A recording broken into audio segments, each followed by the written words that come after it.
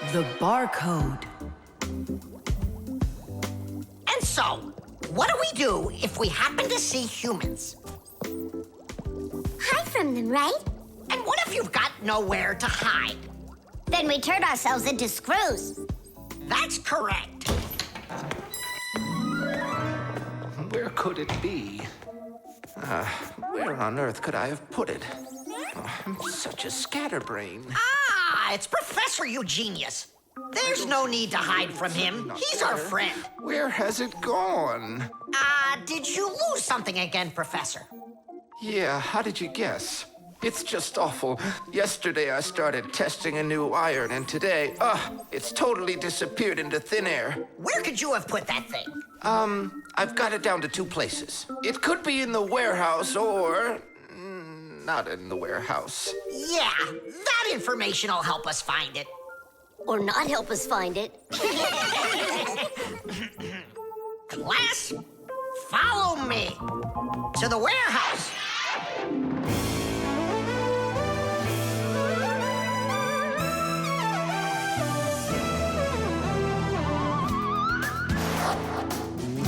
Wow, look at all these boxes.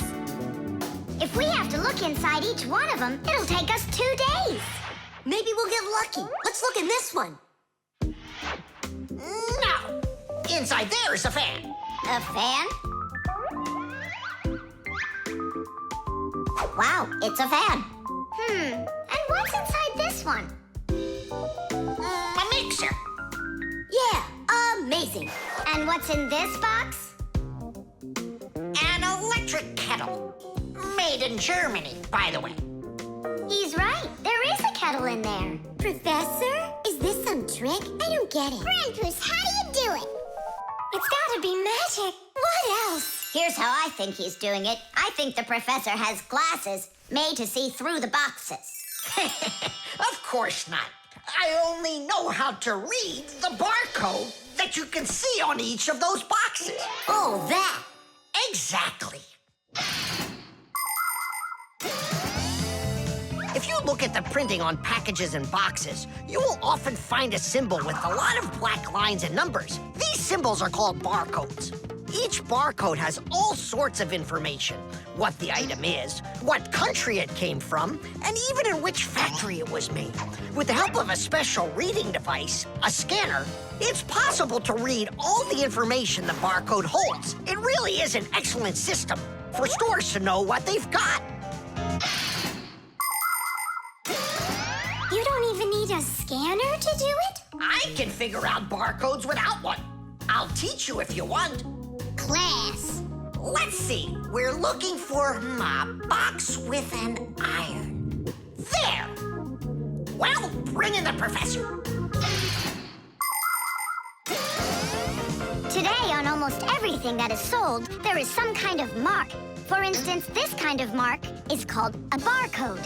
And this one, a QR code. These marks help us find out a lot of information. Suppose you walk by a building and see a QR code on it.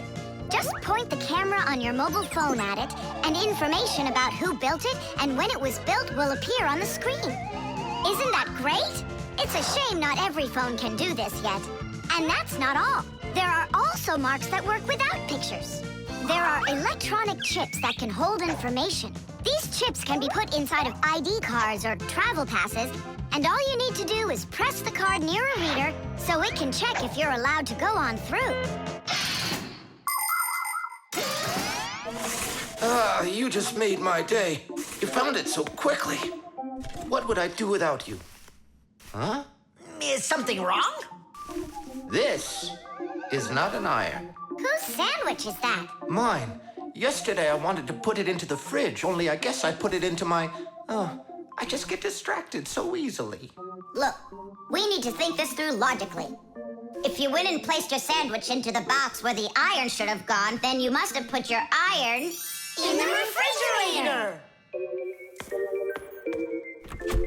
Oh, here you are. Here you are, my new iron. Oh, I looked everywhere for you. Thank you, my friends, once again. There's no need to thank us at all. You're always there when we need help. You've even let us open our own school here in your laboratory. And we don't have to hide ourselves. Yeah, that's because you're so kind and you love Fixies. Tubes. Today's lesson will be on pipes and tubing.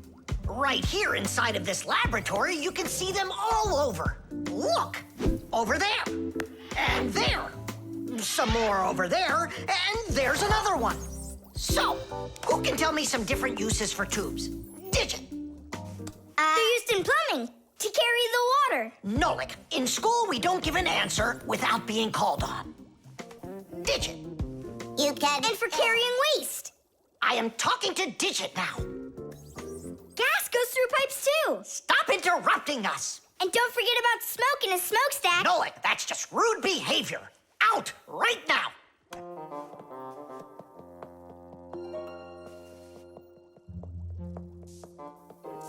All right. And a shower hose. That's also a tube, right? I told you to get out. Yikes! And a vacuum cleaner's got one too. And those spyglasses that pirates use when they're sailing. Hey, what do you say we all go and sneak out of here? Great idea. Let him call out to himself. Shh. And a trumpet's a tube that you blow through.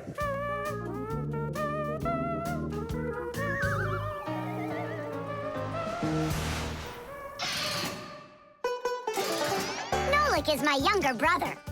There's a lot he still doesn't know, but that doesn't stop him from getting involved in things he probably shouldn't. Unfortunately, that can get him into trouble. So, every once in a while, me or my parents have to rescue him. No, I wouldn't call Nolik a pest. He's just a bit curious. That's why he broke the #1 Fixie rule, hide from humans. Nolik's the one who first became friends with Tom Thomas. Well, I was there too, but Nolik started it. Actually, first it was Grandpus. Many years ago, he befriended Professor Eugenius. And after that, the professor let us have our school in his laboratory.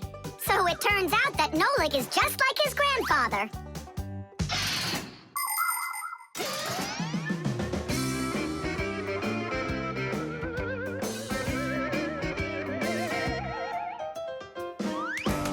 Digit, go on then. Tubes are, Wow! Just look at all the tubes in here. There's rubber ones and glass ones that are curvy. Oh, yeah! Pens! Parts of them are tubes, too. He stopped talking. He ran out of ideas. And those tube slides at the water park.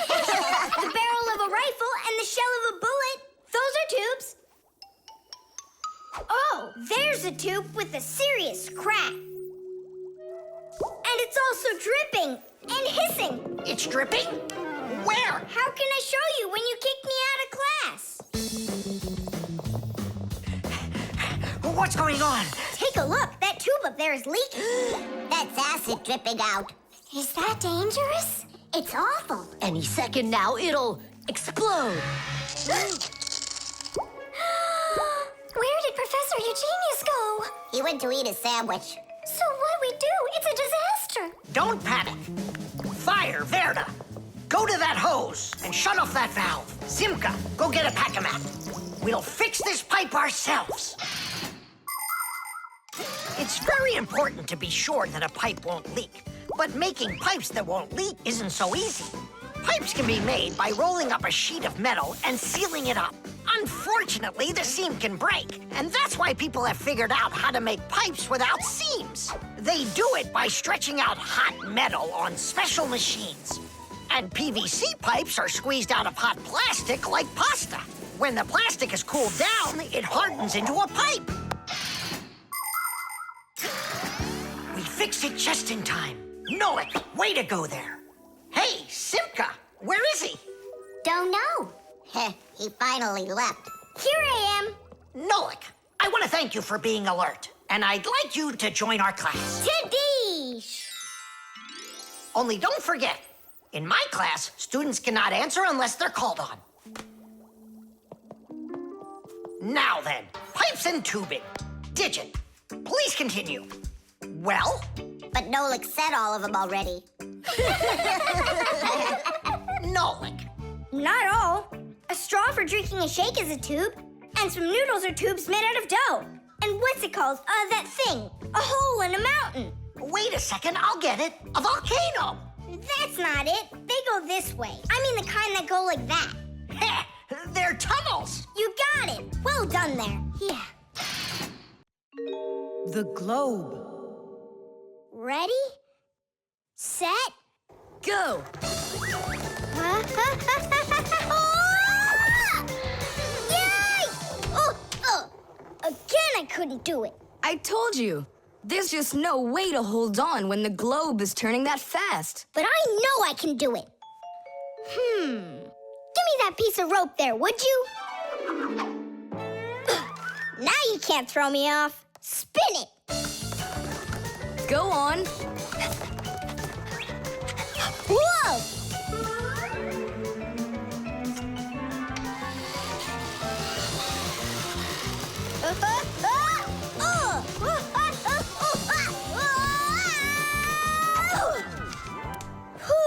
What you doing? Trying to learn a bit about the Earth's gravity? That's a globe, not the Earth. Well, a globe's a model of the Earth, isn't it? Hey, come on, Simka. The globe looks like a ball, but the Earth is flat. We walk on it. The Earth also looks like a ball. It's just a very, very big one. It's not true. If the Earth is really round like you say, then it would throw people right off of it, like the globe does to me. No, it's just that the Earth pulls everyone towards it. Are you sure? The planet that we live on, the Earth, is a huge sphere. The Earth revolves around the sun, and the moon revolves around the Earth. Do you know why they don't fly away from each other? It's because of a force called gravity that pulls all objects towards each other. The heavier the object, the stronger its pull. That's why people, rocks, air, and water get pulled towards the Earth instead of floating up into space. Thanks to gravity, we are able to walk on the Earth. Then why doesn't the globe pull on me like the Earth does? Because this globe is very light. Compared to the Earth, this globe is like millions of billions of times lighter. Compared to the Earth, we're specks of dust. He's right. Look, a speck of dust. It sticks to the globe like we stick to the Earth. Oh, come on. It's just because no one's turning it. But the Earth's spinning and we stick to it. What? I just don't believe you. There's just no way the Earth is spinning. You've really got no idea how the days all turn into the nights, do you? Do too. It's because the sun goes up and then sets.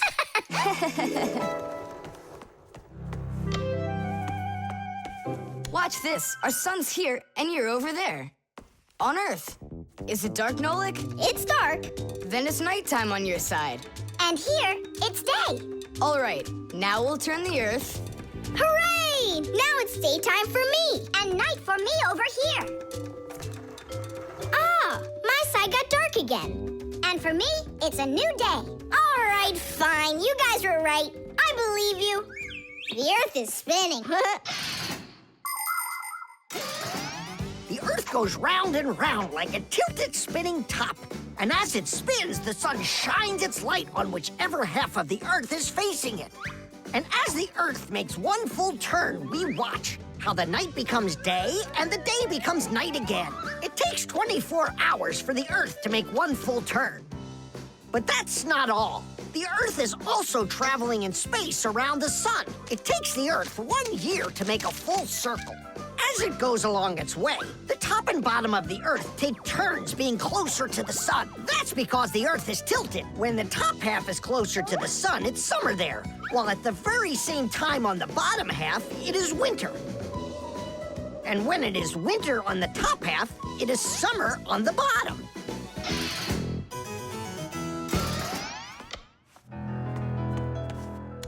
Nolik, where are you? I'm not sure. Somewhere in Kazakhstan. The force of gravity is super strong around here. So go on, spin it. You're gonna fall off, Nolik. Don't worry, just do it. Go ahead and tilt it if you feel like it. Told ya! Ha! And you were sure I was gonna fall off this globe. That's strange. Nolik, come on over here. What for? You'll see in a second. I don't want to. You really don't want or you can't. Tom Thomas, take a look. I get it. He stuck himself to the globe, didn't he? Yeah, with the chewing gum. Isn't it time to go? Uh-huh. And me! What about me? Hey! You gotta help me! Don't leave me! Should we help him?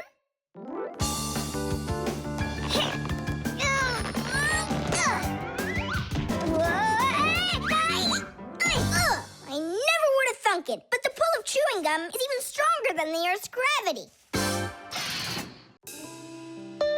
The stain.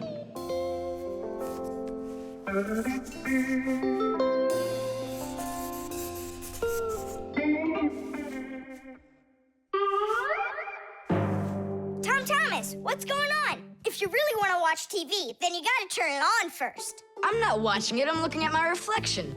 I'm working on a self-portrait. And which shelf will you be painting in your shelf portrait? It's not a shelf portrait, it's called a self-portrait. It's when an artist draws or paints a picture of himself. Of himself? Ha! You think you've got muscles like this superhero I see here on this paper? How can I see exactly what my muscles look like? And anyway, let the artist do his work. Tom Thomas, your shirt! There's a spot! Oh no! Wipe it off, quickly! It's even worse, so now what? What we really need is Marcia. Ordinary dirt can be cleaned off with a brush or washed off with water. But there are stains that are not that easy to get rid of. Stains from fruit need to be soaked in hot water first. Blood stains, on the other hand, should never be washed in hot water. You can clean stains from paint or rust as well. Only for those, you'll need to use a special stain remover. But stain removers should only be used with the help of a parent or other adult that knows how to use them safely. Hey, I know a great way to do it. What do you use to get rid of pencil marks? An eraser. Only this shirt isn't paper. And so what? Let's try it. What's the harm? Now I've got 3 colors to get off. New idea. We should paint over it with this correction pen. With whiteout? Yeah! That was a bad idea. Now I got it. You have to use some water.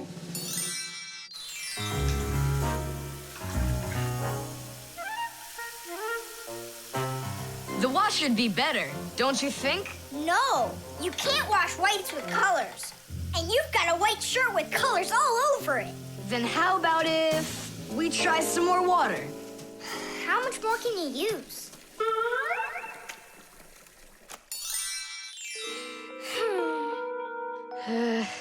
Any more ideas? You know what? It's possible we did something wrong. Everything you did was wrong. You should have used a spot remover to clean off that stain. A spot remover? No way! Oh, take a look at it, Simka. I think it's marvelous. They painted that white shirt so nicely. Tula is Simka's best friend. She's very tall, almost as tall as Papoose. Yeah, she's the tallest one in her class. And she's strong, too. Tula loves to laugh, and she does it louder than everybody. That's just the way she is. Cheerful and kind. Ready to help anyone who needs it, and making sure her friends are getting along. Of course, I don't like that she treats me like a baby, especially since she's the one that's a scaredy cat. She can even get scared of a cute little spider. And she believes in all sorts of silly superstitions and horoscopes. Tula will believe anything you tell her, which is really great because it makes it so easy to play tricks on her. But she takes it all in good fun. That's because she's Tula. It was on purpose, wasn't it? Well, yeah.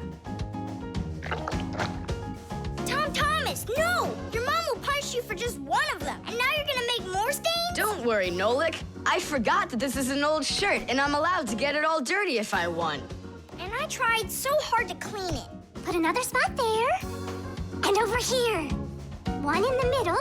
And a line over there. Splendid. That looks great. And how about down there? Wow! this style of painting, and properly speaking, it's an abstract painting.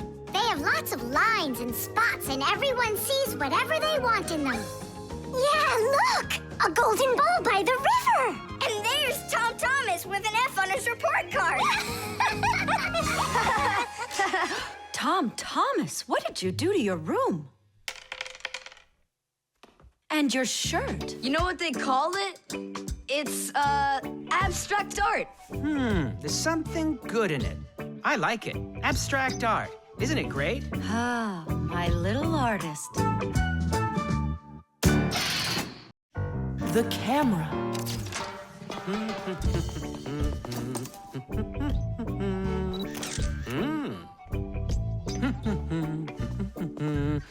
Stop right there and let me see how pretty you look today. Well, just don't tell that to the elevator. Bye-bye. Check it out, Nolik. Class, huh? You're not gonna get in trouble for doing that? No. My dad gave me permission to take a few pictures with this camera. No, I mean the picture. You're sure that your mom and dad will like that you took it without asking for permission? But look, what a good picture. You know what, Tom Thomas? You're like a regular paparazzi or something. Paparazzi? They're the ones that take one photo and get millions, aren't they? You're right. And don't care about anyone except their photo paparazzis. Did you ever wonder how a photo camera works? Let's say you want to take a picture of nature. The light that's outside goes into the camera's lens. That's the glass eye on the front of the camera. The lens takes the light from the scene outside the camera and turns it into a tiny picture that's inside the camera. Then the picture is recorded onto a special electronic sensor called a matrix that's sensitive to light. Click, and there's your photo. What a great idea. Now I know. I'm going to be a paparazzi. Hey, what about your promise? What promise? To never take a picture of us. We're a secret. Stop. Hey, relax. I'll delete them all later. Tom Thomas, stop this right now. I won't until I get a photo of you. Nolik, let's run. You can't run from me.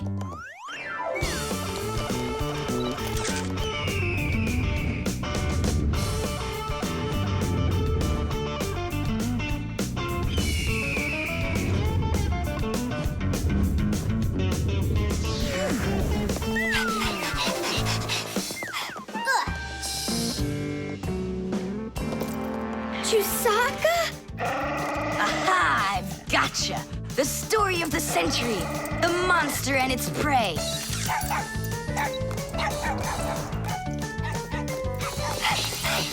Tom Thomas! Help! No, he won't help, because he's a paparazzi.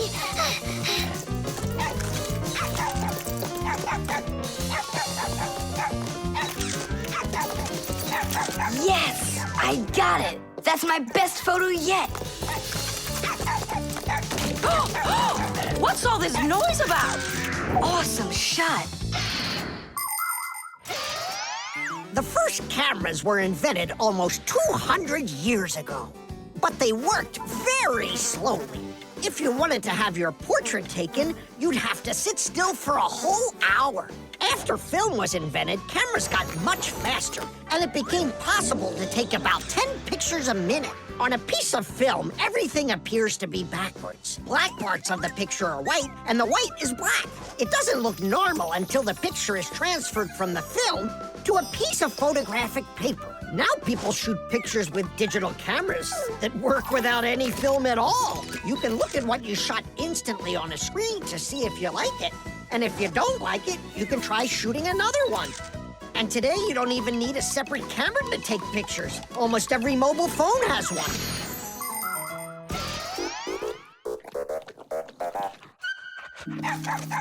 Simka and Nolik, are you in there? Hey, come out. I'll stop shooting photos of you. Aren't we friends? I'm sorry, guys. Well, your friends were almost eaten alive by a dog. Please forgive me. Want to look at the photos I took? Sure, go on, show us what you got. We're not in that shot. We're not there either. Ha! Well done there, paparazzi. Hang on a sec. I still got another one, and you're in it. I know for sure. Look! I'm zooming in. It's impossible. I don't believe it. It's possible. But when did you have time to turn into screws? The same time you were pushing the button. When we're scared, we can change faster than the blink of an eye. You lost. Paparazzi. And what are you gonna do with your millions, Mr. Paparazzi? Would you please stop calling me that? You got it, after every one of those photos is thrown away. All right, I'll delete them. And do I have to delete this one too? No, keep it. It's a great shot. I never even saw you take it.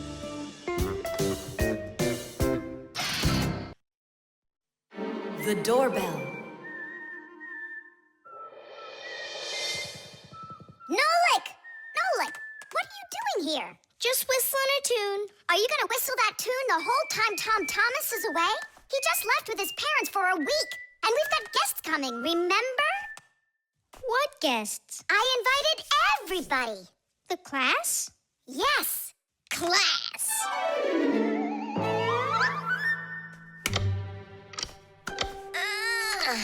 Are they sleeping in there, what, huh? First they invite us, and now they don't want to let us in? I'll share the present with you then. Fire. Maybe you'll get it to work now. When they get here, they'll ring the bell. How come? Why don't they just do what they always do and climb through the keyhole? No way. It's not that simple, Nolik. Today they're our guests. Ah. The guests ring the bell, and the hosts let them in the house. It doesn't ring. You think the doorbell's broken? I say we go fix it. Before we fix anything, we need to know what went wrong with it. First we'll fix it, and then we'll know what it was. Back in the olden days, people would hang a bell over their doors with a string, and guests would tug on it to make it ring. Today, doorbells are electric, and they make all sorts of different sounds. Some buzz, some ring, and some even chirp like birds. The sound comes from a box inside the house called a chime. To make the chime ring, you push a button that's located outside. The button works just like a light switch, but instead of turning on light, it turns on sound. Verda, will you join me? Whoop! I gotta think about this. Yeah. Simka!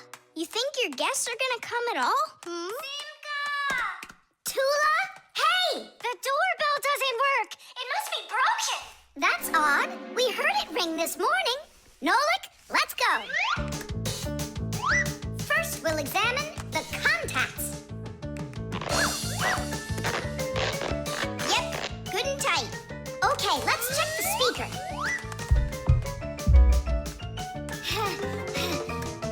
The speaker's fine. Maybe the electronics are the problem. And what if we disconnect these wires and switch them? What'll that do? We'll know soon enough.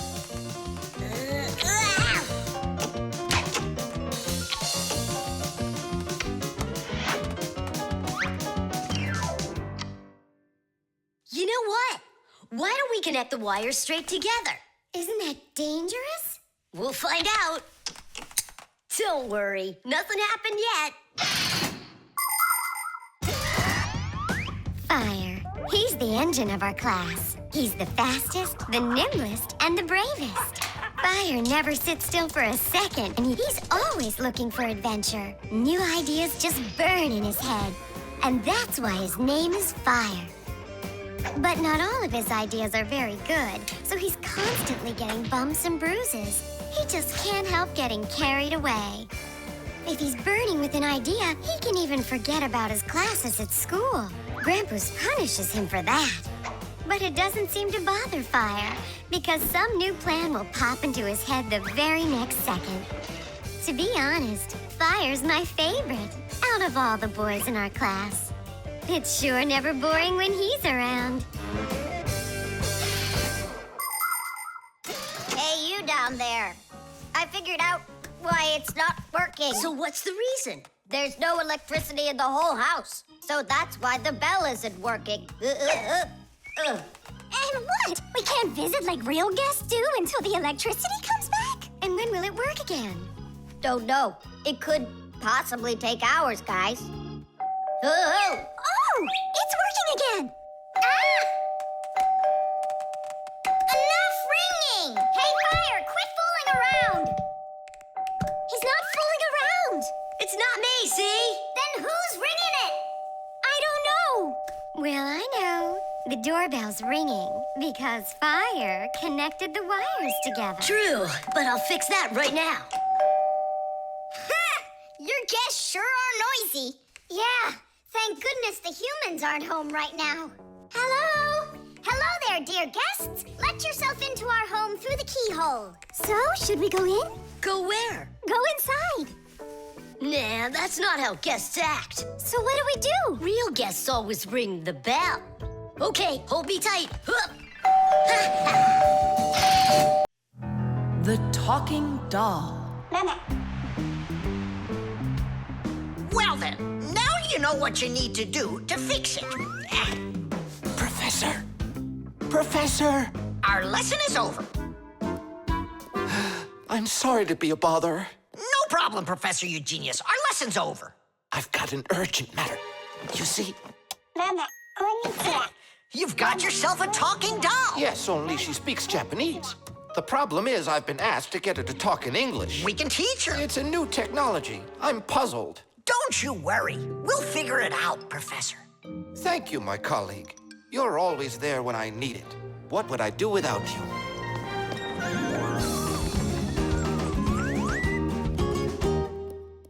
Professor, can you tell us how toys talk? Not now, children. We'll learn about the doll tomorrow. Now it's time to go home.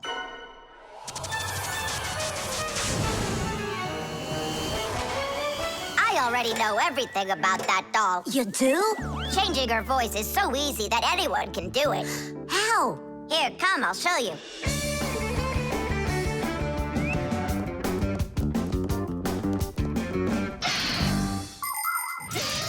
Early talking dolls used to work with a noisemaker inside. When the doll was turned over, air inside the noisemaker got pushed through a squeaker at the end of it, making a noise that sounded like the word mama. Mama. Funny. Today, the noises are recorded onto an electronic chip that's part of a little player inside of the doll. Just press a button, and the sounds start playing. So now dolls can say much more than just mommy or daddy. They can say anything at all.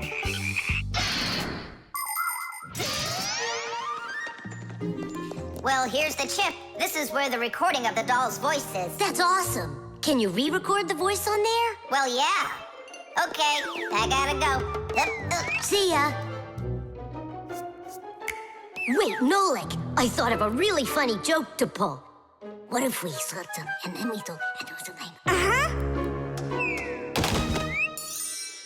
Well, now, as I promised yesterday, I'm going to tell you all about talking dolls. Some start talking when you rock them, while others react to noise. And for this little lady, you need to press a button to get her to talk. Who wants to? Tula. Me? Well, okay, I can do it. Go ahead. And you'll hear her say, "Hi there, Mama." But in Japanese for now.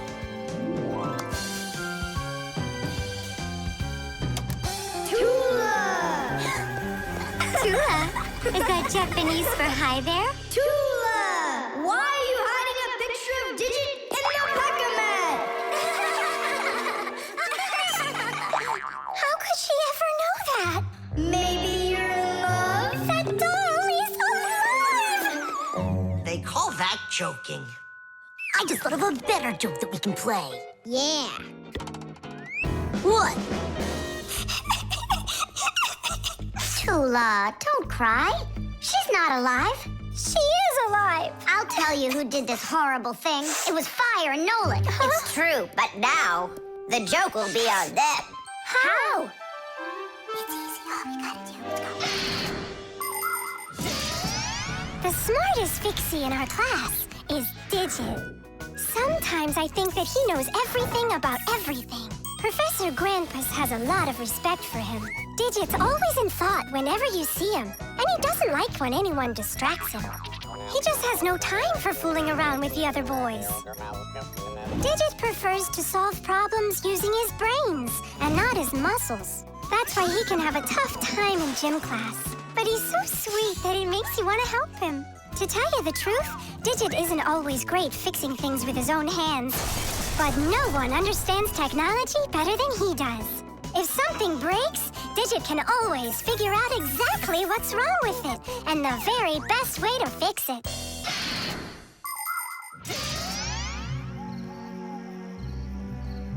We're gonna make it even funnier this time. Uh-huh.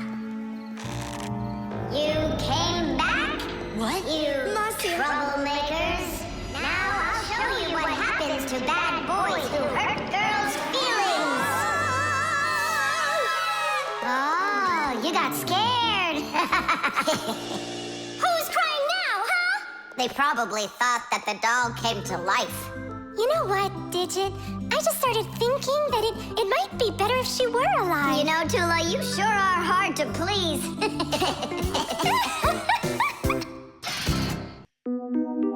The crowbar. Everything's fine here, too. I wish something would break for a change. It's already been a week and nothing's broken in here.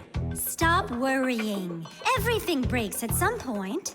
Well, nothing seems to ever break inside of this house. That's because we take such good care of it. No, Marcia, it's boring with no real work to do. We should move somewhere else. When Fixies graduate from school, they must choose the place where they want to work. Some will work at factories, and some on ships, and some in theaters, and some in hospitals, too. Fixies are needed everywhere. Now, Fixie families with children like to choose places that are a bit quieter. Usually, they'll settle inside of people's houses. It's not too noisy there, like in a factory, but there's still plenty of work to do. They need to check on appliances like computers, vacuum cleaners, telephones, irons, and washing machines. And Fixies always try their best. They just love being busy with work. And so if there's nothing broken in the house, Fixie families will move to a new place where there's much more work to be done. Nolik, did you hear that? I don't want to move anywhere. But think about the kids, dear. They've got their school and friends here. Do you like this friend of theirs? A human kid playing with Fixie kids. You know as well as I that it's just not right. All right, then. If nothing's broken down before the end of the day, that's all. We gotta move. Oh, no, I can't. Tom Thomas comes home the day after tomorrow, and we'd be gone by then. Pull yourself together. And I won't see him anymore at all? Nolik, I have an idea. What idea? If something happens to break down before the end of the day, then we're not moving. But what if nothing breaks? Calm down. We're gonna make sure of it. Simka, you're a genius. But how can we make sure of it? We're going to use a crowbar. A crowbar is powerful and simple. It's nothing more than a heavy metal bar with either sharp or flat ends. It can be very helpful for breaking through concrete or ice. It can also be used as a lever to root out a tree stump or move a boulder. If one end of the bar has a claw cut into it, then it's good for pulling out nails. Yes, sometimes the simplest tools are the most powerful ones. Do we have that tool? We've got our pack-a-mat, and it's got everything. Yay! In gadgets and devices, our work will never end. Appliances are fickle, they need a loyal friend. At morning, noon, and midnight of every single day. When there is an emergency, you know we're on our way. 1, 2, 3, inside we'll be to fix what's wrong. Till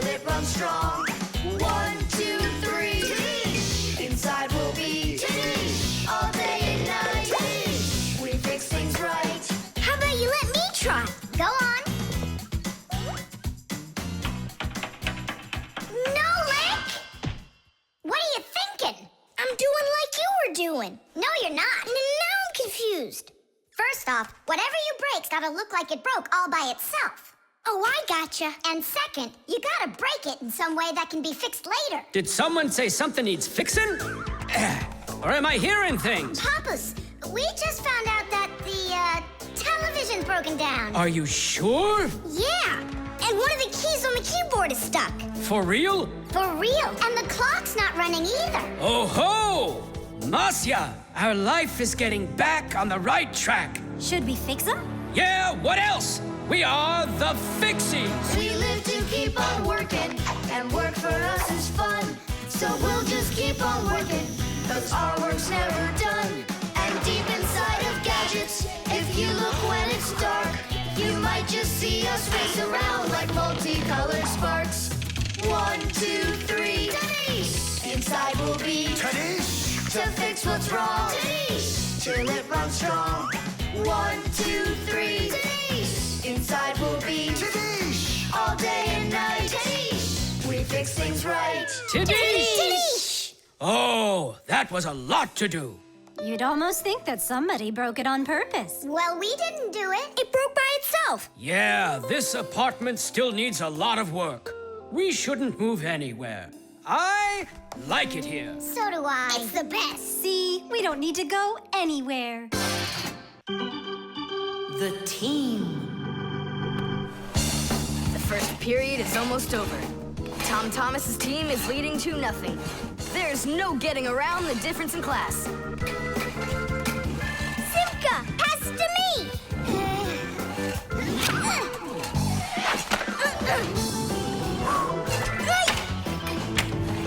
Simka, over here.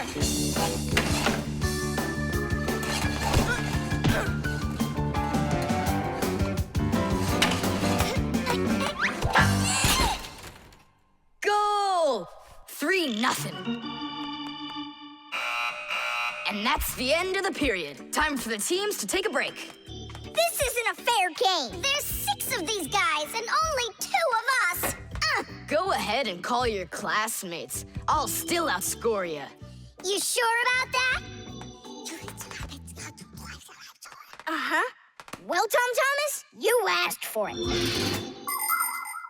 Young Fixies take classes and study just like human kids. But Fixie schools are quite a bit different than schools for people. To begin with, there are no more than 10 students in a room. In Simka's class, for instance, there are 6, and the children don't study in one place. On one day, the lesson could be inside a refrigerator, the next day in a computer, and the day after that in a vacuum cleaner. This is the best way for Fixies to learn all about them and put their new knowledge to the test. But the most important thing is that they have to learn to work as a team and help each other. Stronger Fixies helping weaker ones, and older Fixies helping younger ones. This is a must for Fixies, because appliances are so very big that if we didn't work as a team, we little Fixies could never get by. As the second period is about to begin, our full team comes to the ice. Huh? Introducing the engine of our class, Fire! My motor's roaring. And now the brains of our class, Digit! Okay, what's the score?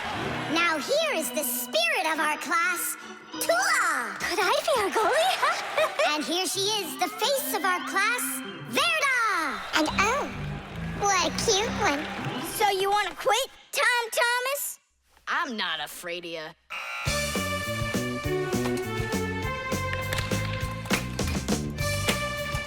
Nolik, pass! Shoot! I'm calculating the angle to use. Whoa! Oops! Pass it quick! Quit sleeping! If you're gonna scream at me, I'm not going to play at all. Wow, that's some team you got there.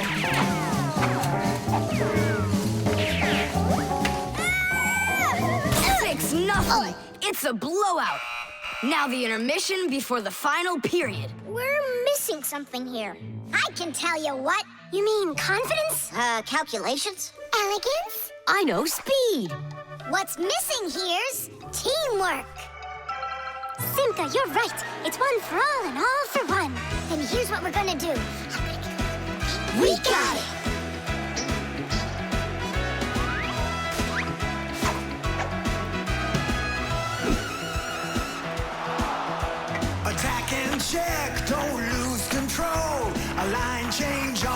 fly. The puck is zooming towards the goal to score and break the tie. It's one for all and all for one. Great teamwork is a must. Let's go and show 'em how it's done. This game was made for us. Hockey's our game. Hockey, hockey's our game. Hockey, hockey's our game. Hockey, hockey's our game. Hockey's our game. Hockey, hockey's our game. Hockey, hockey's our game. Hockey, hockey's our game. Hockey's our game. Hockey, hockey's our game. Tell me again, what's the name of our game? Hockey. I can't hear you. Hockey. Oh, hockey's our game. Hockey. Hockey's our game. Hockey. Hockey's our game. Hockey. Hockey's our game. Hockey. I love that hockey. We won, Tom Thomas. What do you say now? How did I get creamed like that? 'Cause you're by yourself here, and we are a team. The wires.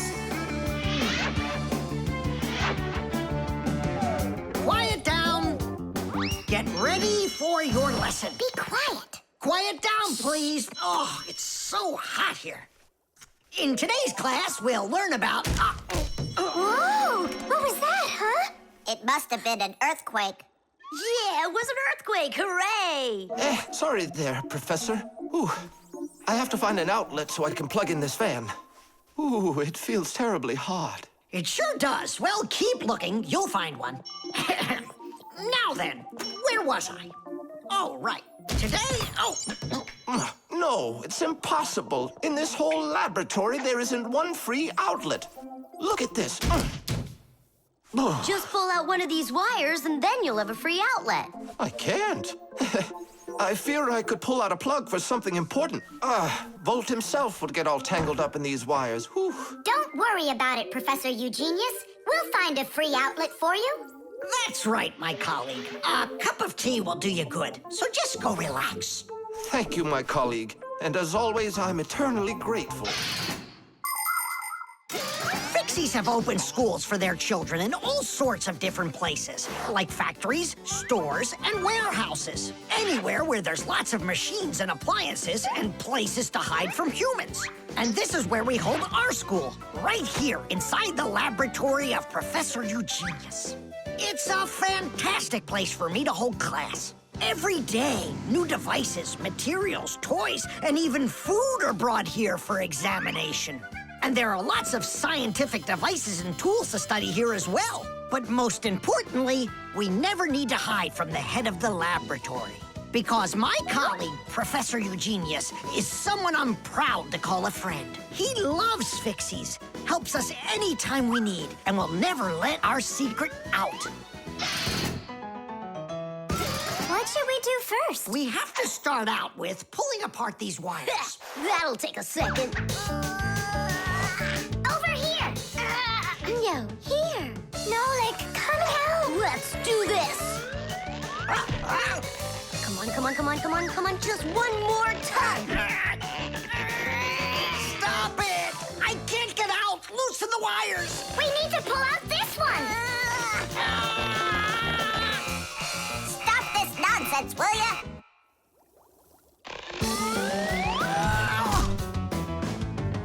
Thank you, Digit. Tidish. Well, the way I see it, in order to get the knot out that's over here, we need to expand the loop that's over there. And then push that wire through it. And then do it again from the other end. That's it. Very good, girls. Hey! Now pull it hard. Perfect.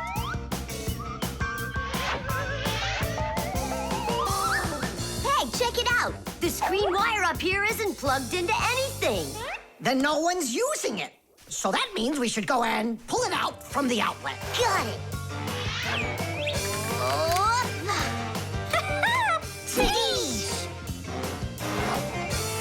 Vera, here's another wire that everyone's using. Simka and I found it together. Nolik, why are you so upset? Because you guys are doing all the work. How about this wire? Nobody's checked it yet. Really? Oh, wow! What? Did you find some treasure, Nolik? Uh-huh. There are 6 free outlets under here. Great! Now Professor Eugenius can plug in his fan, and his kettle, and even his soldering iron. To get electricity to a device that doesn't use batteries, you need to plug a pair of wires into an outlet. But it's important not to let the wires touch one another, or the electricity can burn them out. That's why wires are covered in plastic or rubber, so the electricity won't pass from one wire to the other, or to us when we touch them. So always be very careful with wires. And never, ever touch a bare wire. You could get killed by the electric shock. Oh, what would I do without my wonderful friends? Thank you. Sorry. I wanted to... I should go. Go ahead. That's a great idea. And we'll start our class. What were we talking about? All about wires. Well, it looks like our class is over. Time to go play. The Pack-A-Mat. Simka, can I have the Pack-A-Mat? I'd like to practice with it a little before the exam. Take it!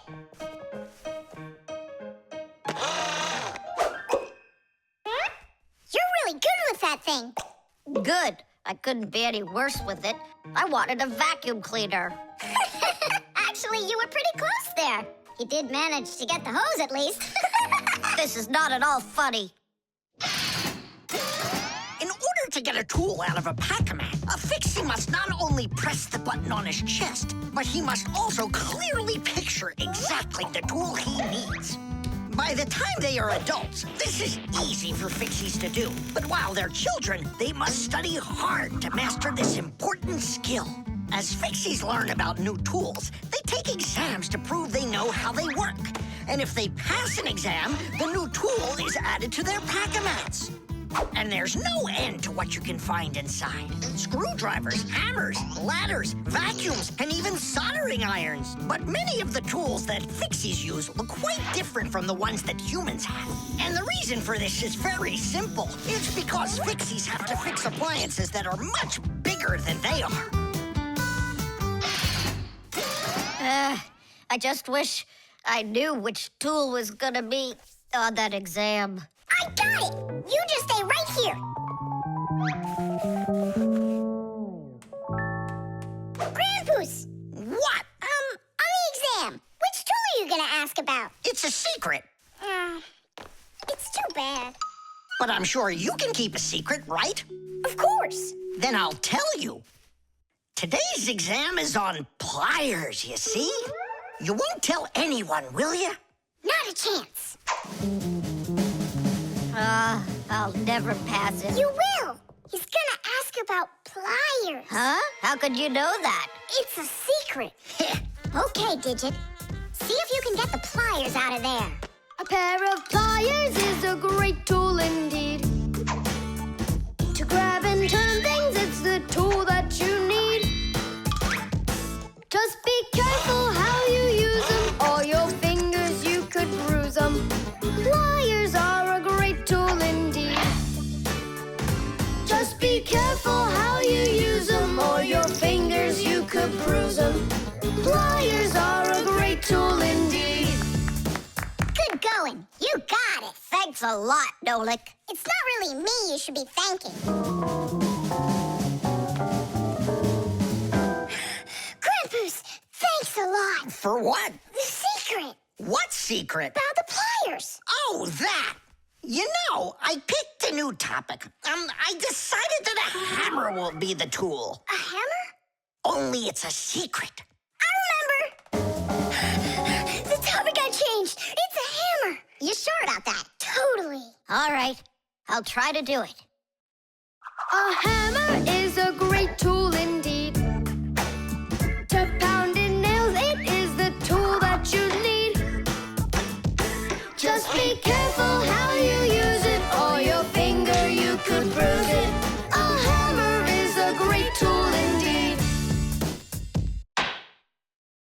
super. I'm sure you're gonna pass. That's only if he asks me about a hammer. I'll be right back.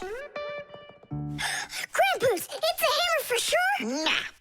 A hammer would be way too easy for those kids. So now it is a drill. A drill? But only... It's a secret!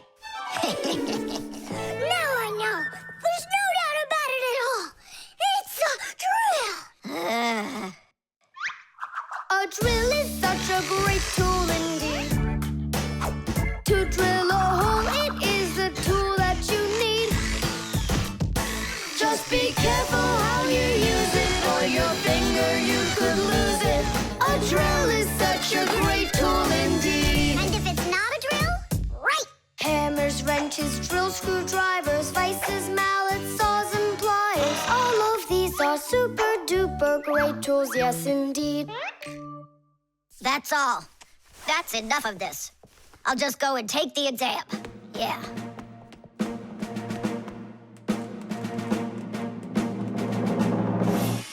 Digit, come on in. Professor, well, what do you want to ask me on today's exam? Nothing. You already passed. What?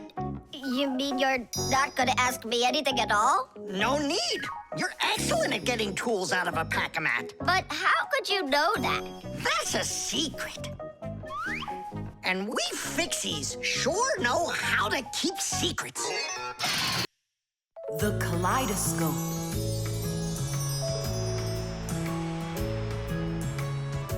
Tom Thomas, when are you gonna give me a peek at your new ball? I just can't wait. I told you, you can see it as soon as I hang it up. You're not peeking, are ya? No, I'm not. Oh! So can I look at it now? Sure, take a look. Which one? This one. You broke it. It's okay. Don't be sad.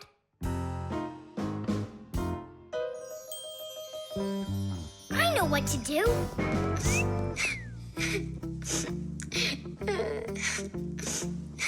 Tom Thomas, look inside the kaleidoscope. What for? I looked already. Come on, there's something in there I'm sure you've never seen. Whoa. Cool, isn't it? What is it? It's my own invention, a pirate kaleidoscope. Laughs, right? Uh-huh. It's great. I really like it. Tom Thomas, hi there. I heard that you got a pretty ball to hang on the tree. Shh. Can I see it? It's right there. Where? There. No! Oh, that's just terrible. Why'd you do that, Simka? Come on now, I just cheered him up. How? Tell me. With the kaleidoscope, remember what Grandpus taught us? Do you know what makes a kaleidoscope have such beautiful patterns? Ah, it's because pieces of multicolored glass are tumbling around in there. And it's also because it has mirrors inside. Usually there are 3 of them, and they are arranged facing each other. That way, each piece of glass makes many, many reflections that create the kaleidoscope's beautiful symmetrical patterns. By the way, you can put just about anything you want inside a kaleidoscope, and each different thing makes its own special pattern. Yes, there are all kinds of kaleidoscopes. Some with buttons inside, some with flowers, and even some that are filled with insects. Once, a very rich man had a kaleidoscope made with precious stones inside. Yeah, it probably wouldn't have been nearly as beautiful if he had just filled it up with money. Tom Thomas, look inside the kaleidoscope. I already saw it. It's pirates. Nah, it's not about pirates. We changed it. Go on, look and see. Wow. You like it? A lot. Hey, what did you put in there? A few pieces of the ball that you smashed. It's even better for Christmas, isn't it? Mm-hmm. That didn't work at all. Merry Christmas! We came to take a look at that splendid new Christmas... Oh, what's wrong? Oh, don't even ask us that. I've got it!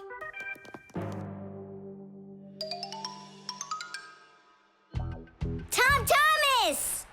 What? Look inside the kaleidoscope! Again? I don't want to. And I'm telling you, you've got to. Fine.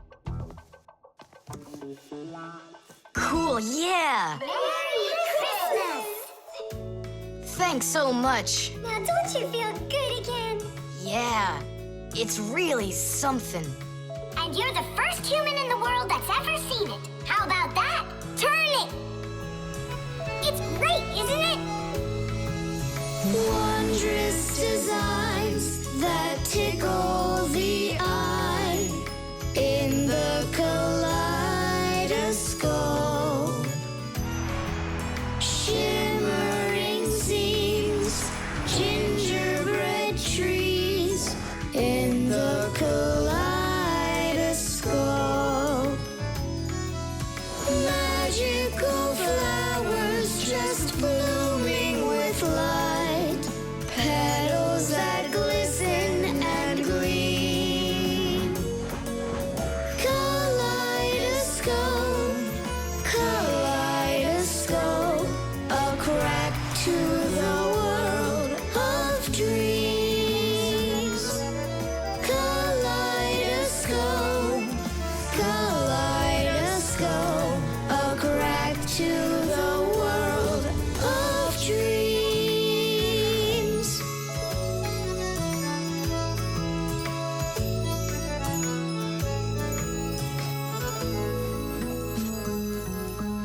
Hi, everybody.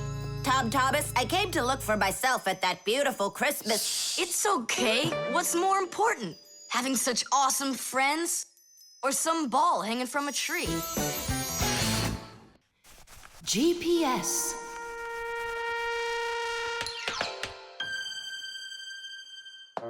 And 3, 4. Stop.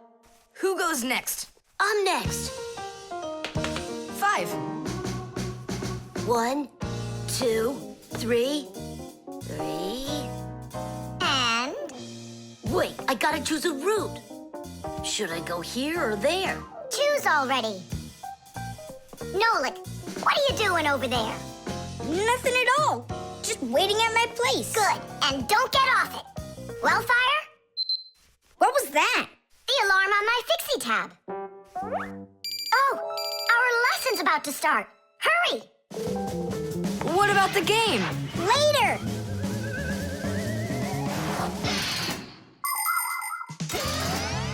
As soon as young Fixies enter their first year of Fixie school, everyone gets their own Fixie tab. It's a little computer that can do anything at all.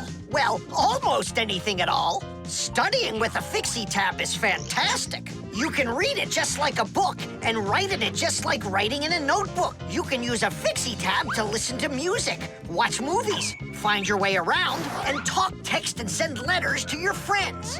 And if you want, you can use a Fixie tab to go on to the internet that humans use, or you can visit the secret Fixie internet, where you can find news about the world of the Fixies. And Fixie tabs have games on them, too. Of course, these games can be a lot of fun, but you shouldn't play games until your homework is all done. Faster, or we'll be late. I know a shortcut we can use. This way.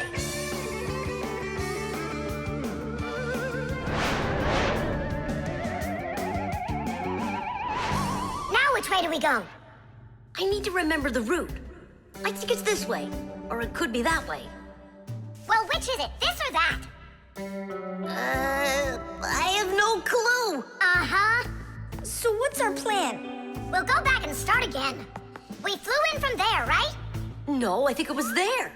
That's not how we flew in. It was there.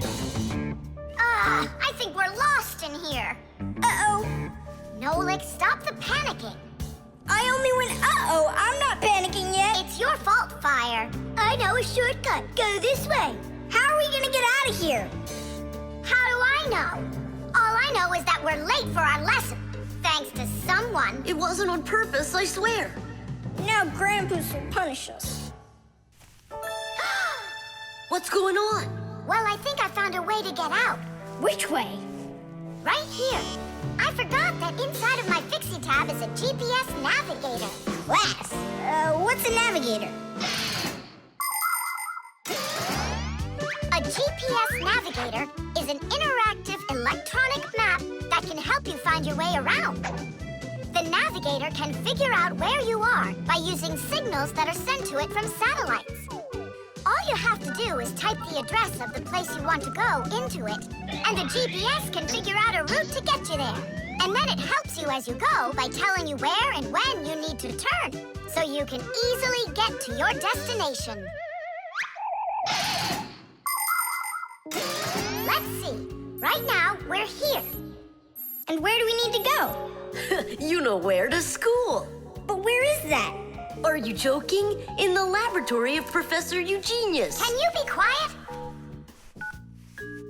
Where do you want to go? The laboratory of Professor Eugenius. Please wait while I chart out the route. Ha! It did it! The navigator says to go there. Hey, what are you doing over there? Come on!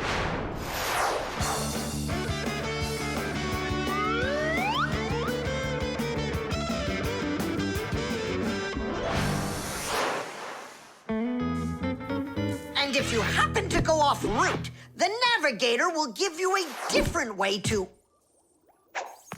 Well, you finally made it. Unfortunately, you missed an important lesson today. We got lost. Forgive us. In case you're wondering, we were studying navigators. And you know what?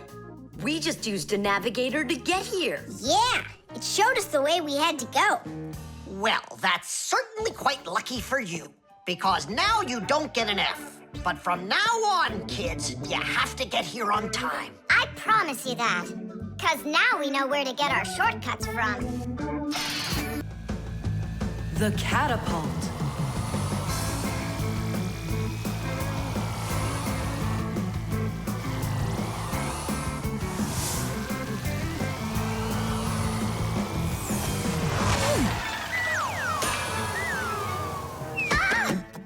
What was that, huh?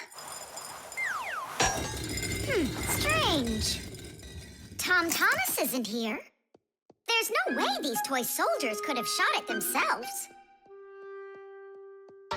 Now that was a good shot. It wasn't real long, and not high either.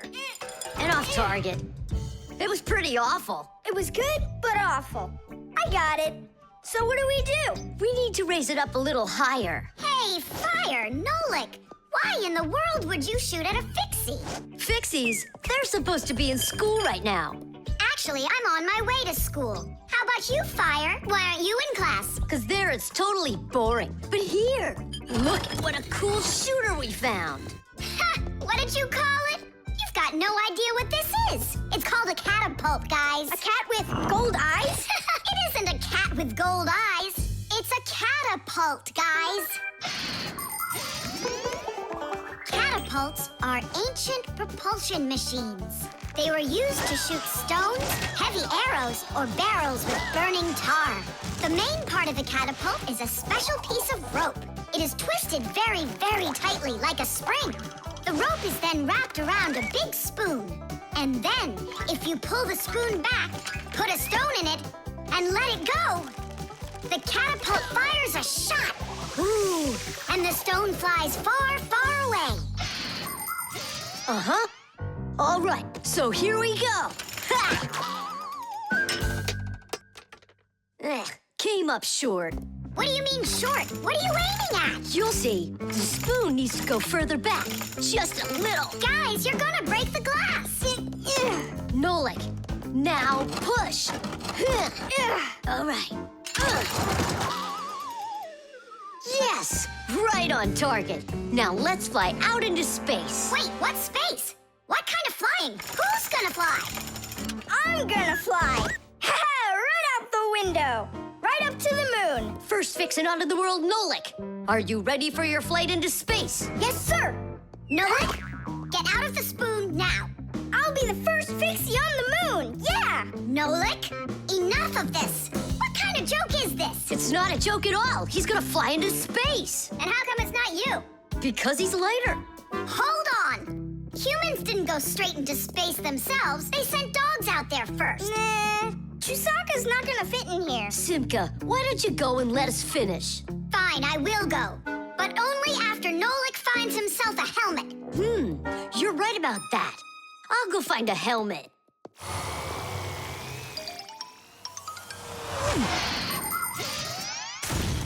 The catapult was invented in ancient times, but people still use them today. Only now, instead of launching stones, catapults are used to launch jet airplanes. You see, the runway on an aircraft carrier is quite short, so catapults are used to help the planes move fast enough to take off. Catapults can also be used to save the life of a pilot. When an airplane has an accident, a catapult activates in the cabin. The pilot is shot into the sky and comes back to the ground with a parachute. A plain old slingshot is also a kind of catapult. It's just a very little one. But be careful with this toy. It can be dangerous to others and to you too. As for us Fixies, the only time that we use catapults is on a peaceful mission. Papus, hurry! Our Nolik's getting shot to the moon with a catapult! What? And if I meet new Fixies up there, what should I say to them? Hi there. And you can ask them to launch you back. So, Let's do it! Fire! Launch it! Stop! Don't! Simka! Nolik! I'm not getting out!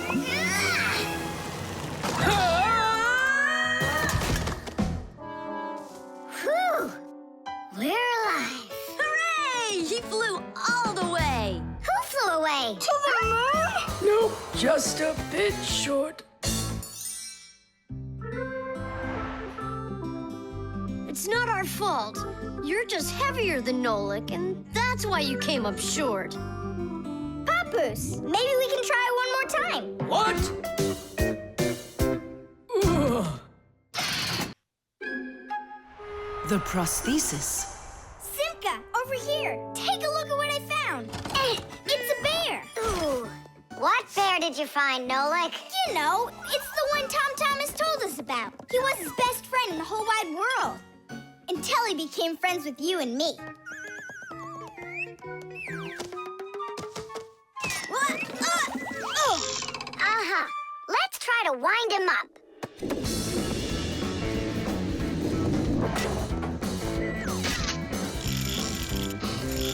Come on, come on, come on. There you go. Now walk, Teddy. Go on, Teddy. Yeah. Oh, no. Poor little teddy bear. They ripped his leg and didn't care. We didn't rip his leg. It was already broken. It's all clear. A compound fracture. Then why don't we fix him? Tom Thomas will be so happy. Wait, it's not going to be that easy to repair it. We'll need a prosthesis. The human body is built around a frame of bones and joints. And if you break one of the bones, it'll usually heal by itself.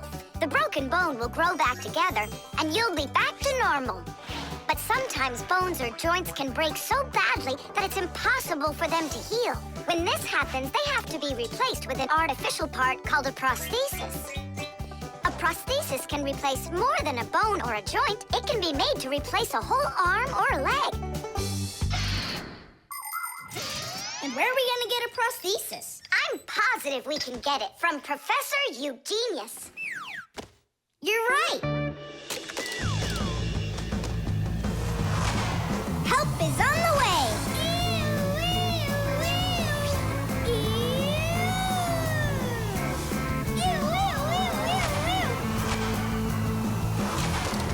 Hello, Professor Eugenius. Ah, I'm pleased to see you, dear children. How do you do? Hi there. Professor Eugenius, can you make a prosthesis? What, have you broken something? No, not us. It was the bear. He broke his leg. What bear? The teddy bear that used to be Tom Thomas's friend. Ah, now I see. Today, with the help of modern prosthetics, more is being replaced than just arms and legs. For example, if you lose a tooth, it can be replaced with an artificial one. That's also a prosthesis. And there are times when a person starts losing their vision because the lens in their eye gets foggy and can't focus. For this, there's another kind of prosthesis, a new clear artificial lens. A prosthesis can also be used to help people with poor hearing. A tiny device can be put inside of somebody's ear so they can hear what's going on. And that's not all. People have also learned how to treat a sick heart by replacing its worn-out parts with prostheses. What fantastic inventions these prostheses are. It's amazing what they can do.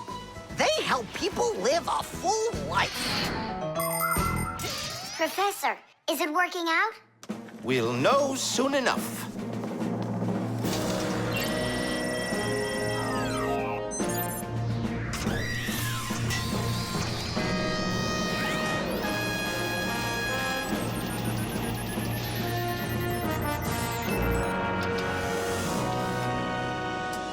Done. Here you go. Thanks so much for your help, Professor Eugenius. Not at all. Take care, kids. In gadgets and devices, our work will never end. Appliances are fickle, they need a loyal friend. At morning, noon, and midnight of every single day. When there is an emergency, you know we're on our way. 1, 2, 3. Inside we'll be all day and night. We fix things right. Well, now this old friend of Tom Thomas's will be just like new, Nolik. Simka, if Tom Thomas makes friends with the bear, then what? Will he stop being friends with us? Hi, everybody. Hi there. Oh, my teddy bear. You found him for me. And you fixed him. Ah, thanks a lot.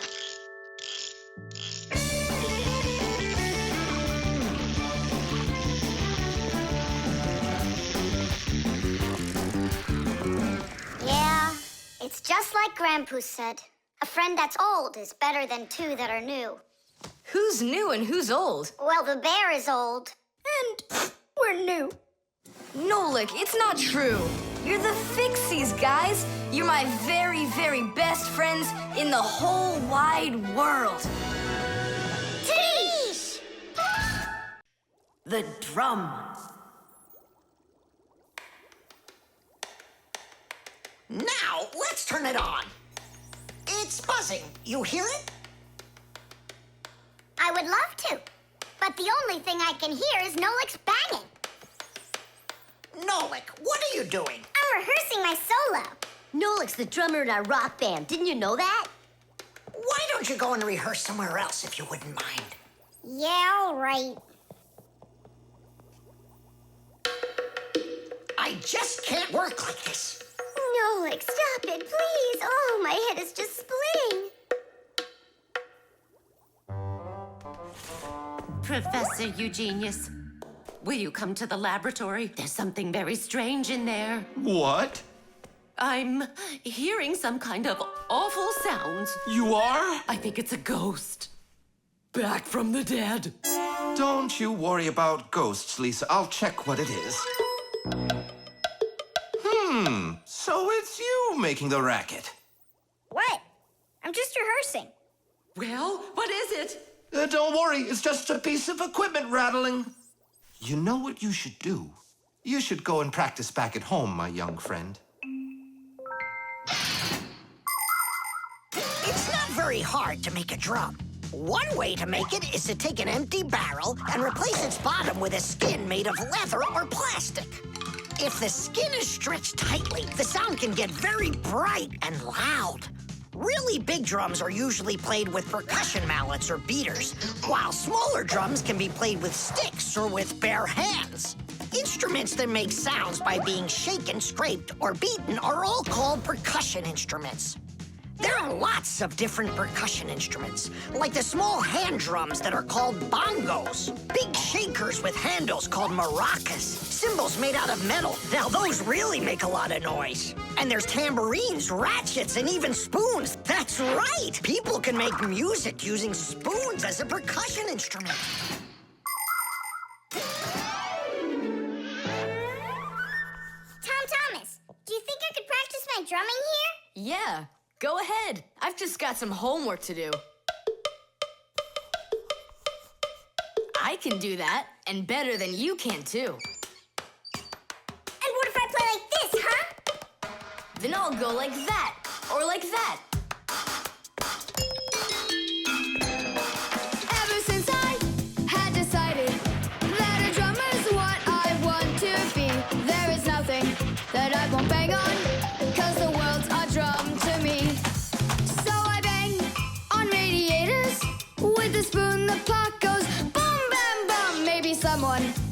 take pity, and they'll buy me my own drum. Bang it, boom, bang it, boom, bang it, boom, bang it, bam, bang it, bam, bang it, bam, bang it, bum, bang it, bum, bang it, bum, bang it, bum, bum. Bang the drum. Bang the drum. Both my father and my mother wish I'd play a violin instead. I don't want to. I'm a drummer, but I can drum that in their heads. So I bang on radiators. With a spoon, the pot goes boom, bam, bum. Maybe someday they will get it, and they'll buy me my own drum. Bang it, boom, bang it, boom, bang it, boom, bang it, bam, bang it, bam, bang it, bam, bang it, bum, bang it, bum, bang it, bum, bang it, bum, bum. Bang the drum. Bang it, boom, bang it, boom, bang it, boom, bang it, bam, bang it, bam, bang it, bam, bang it, bum, bang it, bum, bang it, bum, bang it, bum. Bang the drum. Tom Thomas, let's take a break. But I'm not done. Keep going, Nolik. This is fun. Maybe it's fun for you. Bang the drum. Stop, that's enough. Bang the drum. And now, let's turn it off. Can you hear that? It stopped buzzing. It did. Hey, everybody, it's Nolik. Yo, what's up? So, our noisy ghost is back. I thought you were practicing at home now. Tom Thomas is drumming there. I had to run away. Well, our excursion is over. And now I would just be so happy to listen to your rock group. Hooray! Bang the drum! Bang the drum! Come on, not so loud. Bang the drum! Did you say something? Bang the drum! I beg you, not that loud, please. The clocks. Go around. Left side. That's crazy, you'll crash. No, I won't. See, I told ya. What? Huh? Nothing. Now you talk with your computer like it's your friend. Listen, that's enough playing for today. Oh, Mom, just a little more. I'll give you half an hour while I cook dinner, and that'll be enough for today with the computer.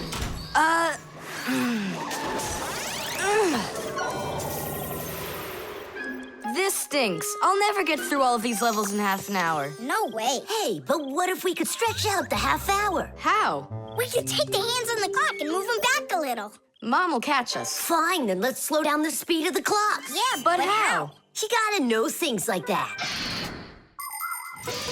Since olden times, many clocks run with the help of a pendulum. The pendulum controls how fast the hands of the clock turn. If you make it longer, the pendulum will start to swing slower, and the clock's hands will slow down. If you make the pendulum shorter, the clock will tick faster. Most clocks that are made today don't use pendulums. They run with the help of springs or with an electronic chip instead. But even so, there are ways to change the speed of these clocks, too.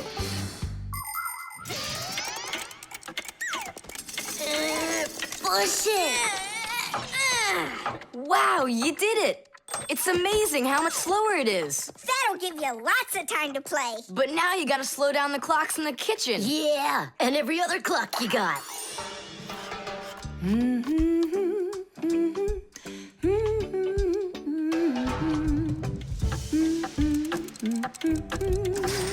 I just have to turn this to make the pendulum longer. Uh-huh. And now the clock will go slower.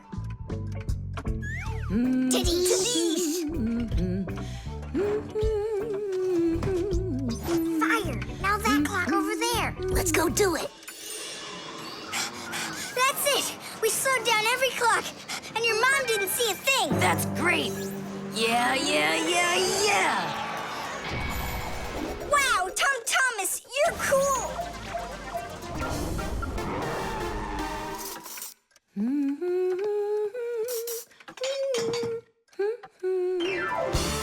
Amazing! He got another one. Awesome! You're unbelievable. Way to go. Huh. That's strange. Hooray! Incredible. Yeah! Yay! I did every level! Oh, thanks! You're both just... The time masters of the universe! Yeah, but I'm getting really hungry, and Mom hasn't called me for dinner. 'Cause a half hour hasn't passed on the clock. Hey, do you smell that? Something is burning! What happened? A fire? I don't get it. I was just waiting for 30 minutes like I always do, but everything burned this time. Maybe the clock stopped? No, take a look. They're working. Oh, I'll make you some oatmeal. Oatmeal for dinner? Mom, I need to, I'll be right back. You see what you've done? Time masters of the universe? You gotta go speed those clocks back up. Okay. We'll speed them up. They'll be caught up in no time. Humans have come up with lots of different ways to measure time. For example, if you stand a stick in the ground, you can measure the time of day by watching where its shadow falls. That's a very simple clock called a sundial. Another simple and ancient clock is a water clock. It keeps track of time by measuring how much water has poured out of it. And if the clock uses sand instead of water, it's called an hourglass. But humans weren't able to accurately keep track of the time until they invented mechanical clocks. They come in all sorts of sizes, from grandfather clocks to watches worn around the wrist. Today, we also have easy-to-read and accurate electronic watches and clocks. But the most accurate clock of them all is the atomic clock. It tells the entire world the exact time.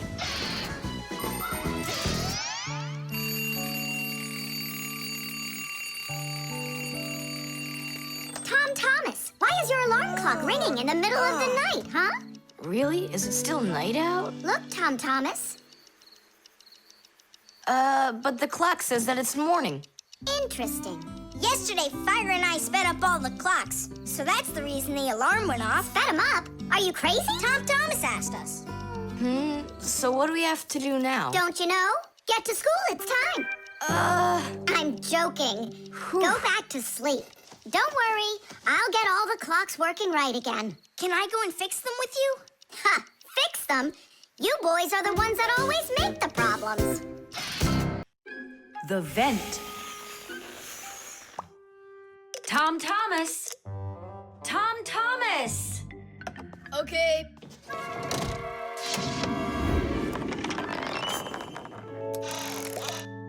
Simka, Tula, check it out. It's pretty, isn't it? Oh, splendid. It's nothing but a trinket. It's completely useless. Useless? Look how well it matches my hair clip. Useful things are the kinds of things you truly need. For instance, like this rope ladder I've got. It's splendid. And where do you plan on climbing with this thing? Now, this mirror here is both useful and pretty. Oh, how splendid. Tula, you say everything is splendid. Well, here's something super splendid that I bet you don't have. Oh, what is it? It's a mechanical super claw. It must be just perfect for scratching your back. Now look what I have. A photograph of Vector. And he signed it for me, too. Are you sure that's Vector? You've got a photo of the bravest Fixie on the face of the entire planet? Yeah, and the most beautiful. Is it him for sure? No way. Let me take a look. You'll smudge it. You've been fooled. No.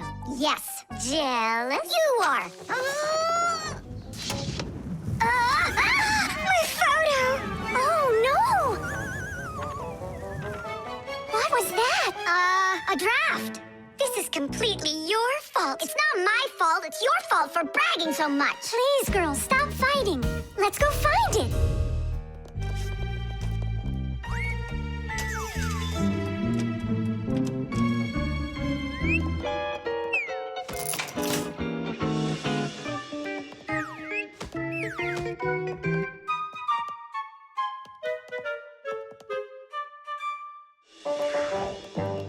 It's just horrible to lose a picture signed by the most famous Fixie ever. It will be horrible when that picture of a Fixie is found by humans. So where could it be?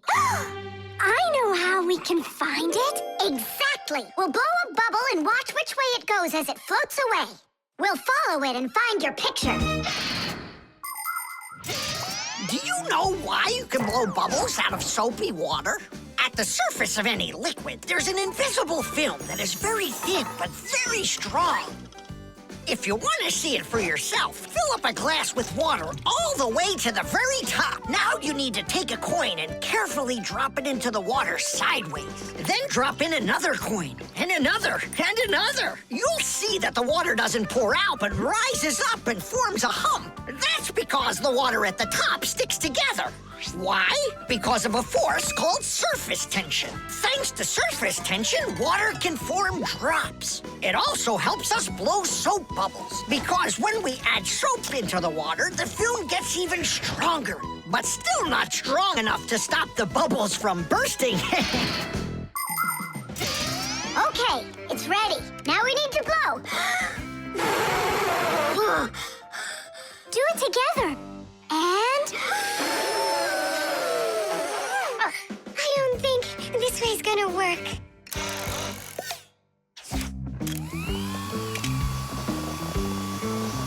Look, it's flying! We did it! The vent! Of course! Why didn't I think of that before? Have you ever seen holes in the bathroom or kitchen that are covered with grids? Well, those are called vents. And behind the vent is a long pipe called an air duct. Unpleasant odors and musty air can be forced into the ducts and sent out of the house. And if you want that old, stale air to leave the house even faster, open a window and let in some of the fresh air from outside. Keep the air in your home as fresh as it can be. Hey, take a look! It got stuck over there! Get it before it flies away! How can we grab it? What do you mean? Don't you remember what I've got? Titties! Thank you, Simka. What would we ever have done without your mechanical claw and your fantastic ladder? Then here you go, a present for you. Oh, thanks, it's just great. And I want to give you this. Oh, gee, it's just splendid. Simka, are you here? Huh, what you got there, Simka? A little mirror. It's pretty, don't you think? Oh, you girls. You're all the same. The level. Tom Thomas, I'm really sorry. The movie this weekend, I have to cancel. You do? I need to go to Africa for work. I leave tomorrow. Oh, cool. You think I could go with you? To Africa? Can you even find it on the map? Africa. Here we go. No, you're still too little. When you grow as tall as the top of Africa, then I'll take you with me.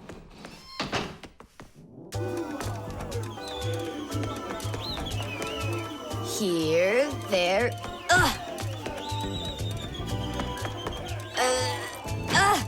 Tom Thomas, what you doing down there?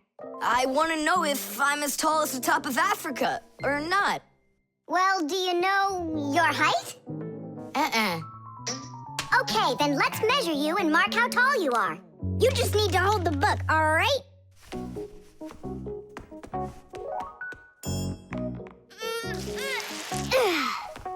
Simka, how do we measure what's higher? The top of Africa or this line over here?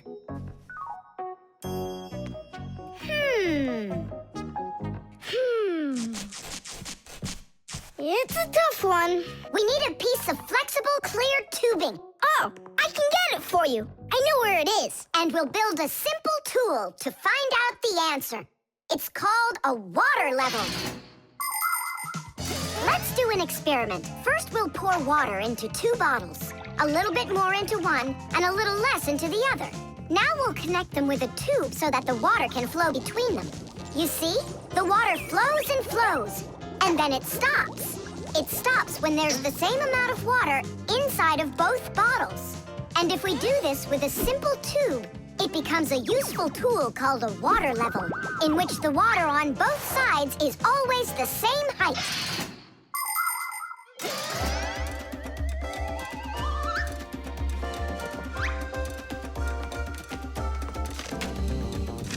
I'm gonna watch the water level on this end, all right? Be careful how you lift it or the water can get out. Nolik, what's going on? The water inside the tube is even with the line. There you go, Tom Thomas. Where the water is right now is how tall you are. And? Well, it looks like Tom Thomas isn't quite tall enough for Africa. What if we hold the tube a little higher? You can try if you want, but the water's gonna stay where it is. See? The water level on your side always stays the same as on the other side. I'm not getting that tall for a while yet. And what if we just lower the map a little? That wouldn't be honest. But it would be clever. There are a lot of great proverbs, but my favorite one is measure twice, cut once. And to measure things right, you need measuring tools. The simplest one is a ruler. With its help, we can find out the length of an object. A watch can tell us how much time has passed.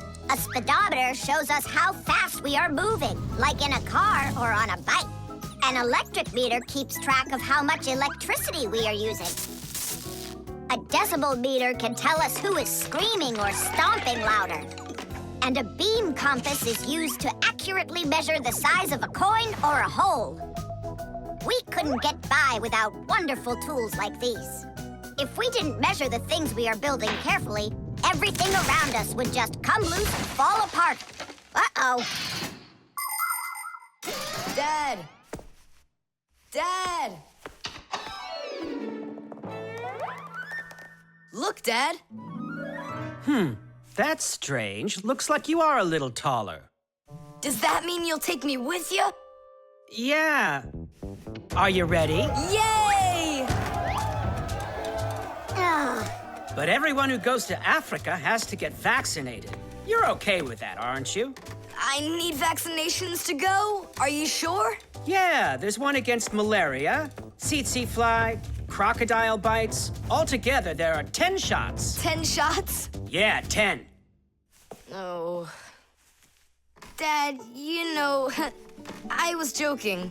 After you left the room, I moved the map down. Okay, I see. And I was joking about all those shots you need. What? You mean you don't need to get shots? You gotta, just not 10. So how many? 9 of them. There's no vaccination anywhere to stop a crocodile from biting you. Nolik's cube. Whoop! Tom Thomas, you'll be late for school if you don't stop. School? Don't you worry. What's he breaking this time? This time, nothing. He's solving a Rubik's Cube, Nolik. Whose cube is it? The Rubik's Cube is the most popular puzzle game in the whole world. It was invented by Professor Rubik from Hungary. A cube has 6 sides on it. And on a Rubik's Cube, each of these sides has 9 squares that are all the same color. You start by mixing up the colors. To solve a Rubik's Cube, you have to turn the pieces, and you keep turning and turning them until each side is one solid color again. For instance, red or yellow or light blue. That's nothing. Hey, Tom Thomas, how long have you been messing around with this cube already? It's been 3 whole days of turning. 3 whole days? We could solve that puzzle in 5 minutes, now couldn't we, Simka? Oh, really? Then go right ahead. I'm off to school.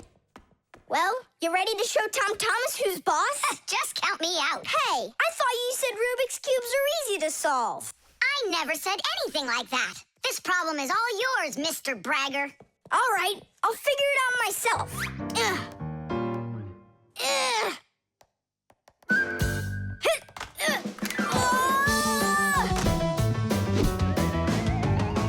Hey, Nolik, looks like you've got a problem. Oh, hi, Fire. Now I'm good. Just solving this Rubik's Cube. Yeah? Can I do it with you? What, you can do it? Of course I can. How hard can it be? You'll see for yourself. Try getting all the red squares on one side. Piece of cake. Now hold it tight. Great, I'm with you.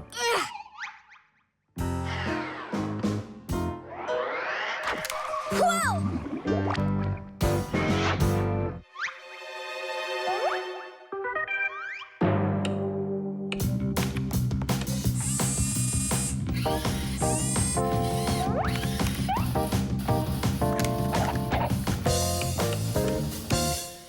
You mean like that? Class. And what about this side? What? This side's gotta be all blue. Okay, let's go fix it.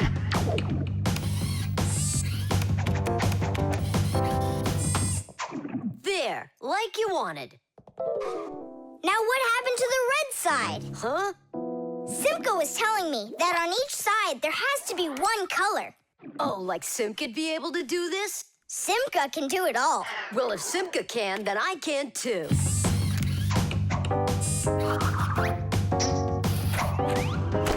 Oh! Fire! You busted the cube! I didn't bust it. I took it apart.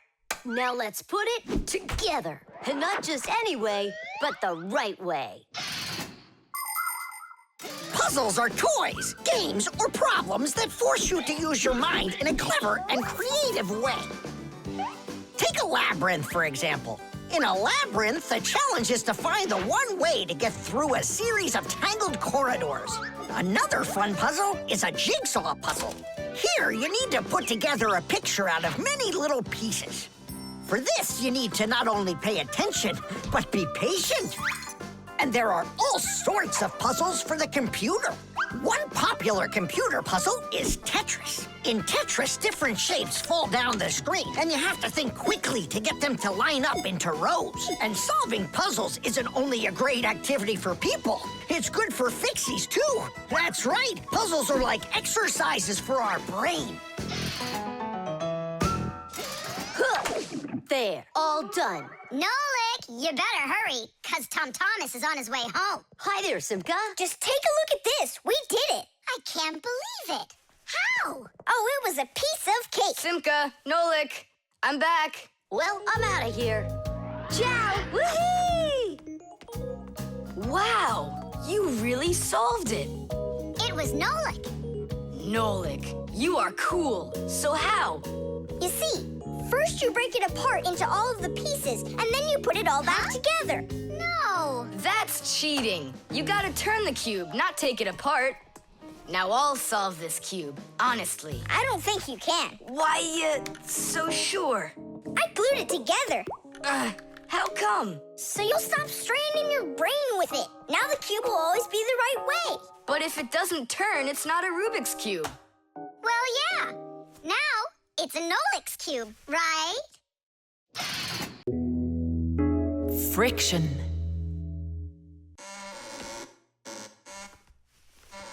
Oh, Tom Thomas, that door of yours squeaks terribly. Yeah, and it's not easy to open either. Well, that's because the hinges are rubbing. That's why your door is not working right. How can I fix it? Just reduce the amount of friction. How? With some oil on the hinges. I can do it for you because I've got a pack-a-mat. All right. Simka, can I help you? Sure you can. Wear the pack-a-mat, all right? Friction is the force that tries to stop something from sliding or rubbing smoothly against something else.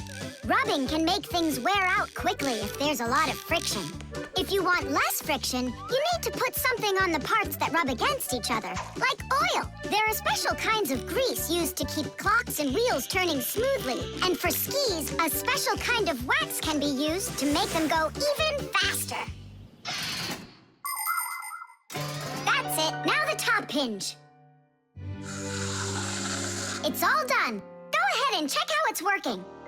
It's not squeaking. I told ya. You guys are the best. I gotta go. Go where? I'm gonna go sledding. Maybe you'll take me with you? Sorry, Nolik. You don't have a sled to ride on. I'll see you later. Simka, should I grease the saucer? What for? It'll slide down the hill just the way it is. Ah, okay then. Wait here for me, Nolik. I'll be back real soon with a surprise for you.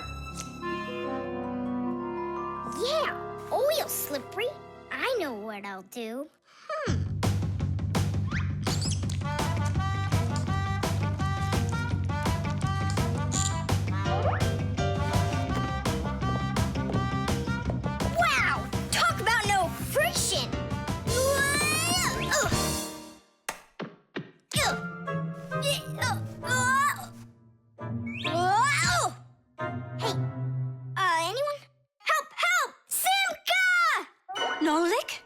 Are you all right? Just stay where you are. I'll be right there.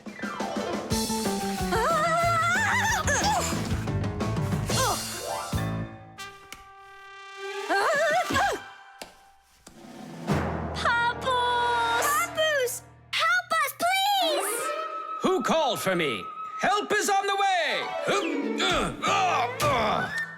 Hey, what are you up to? Grandpus, stay away from here! You'll fall over! Huh? What did you say?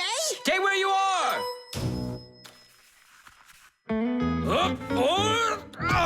What happened here?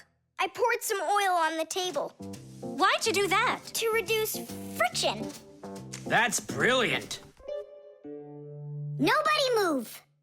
I know exactly what to do.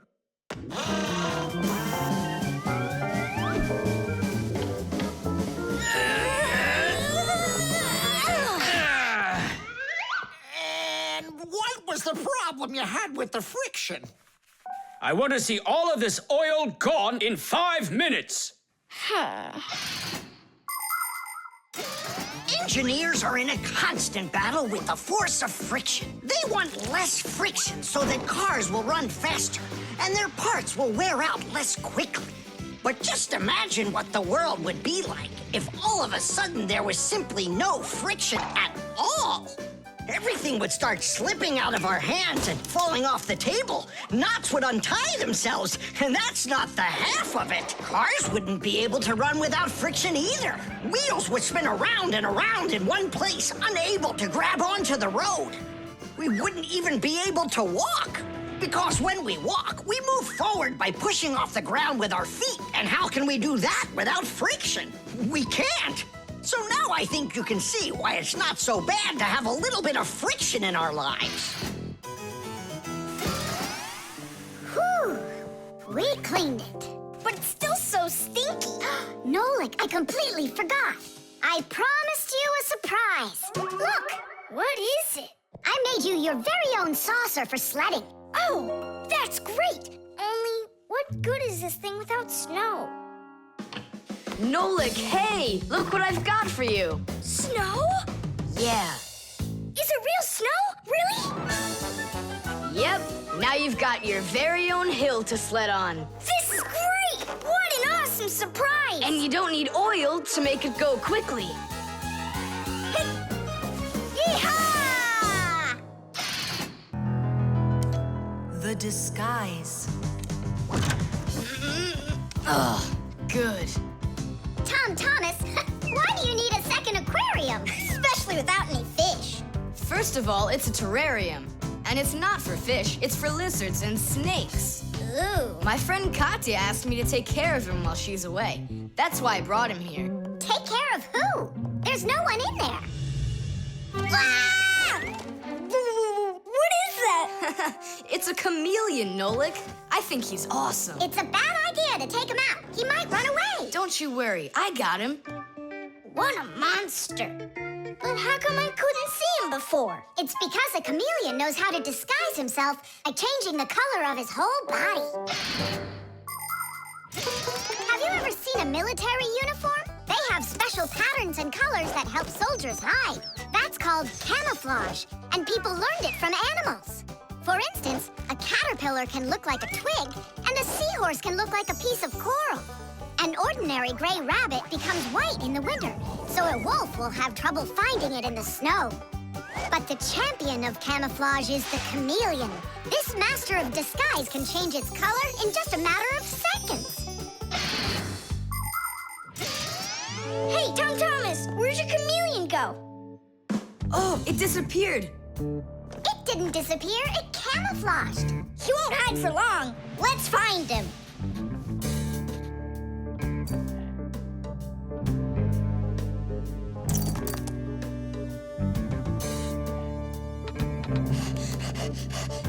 Chusaka, have you seen the chameleon?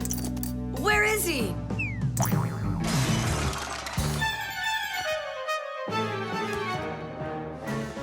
Do you see him?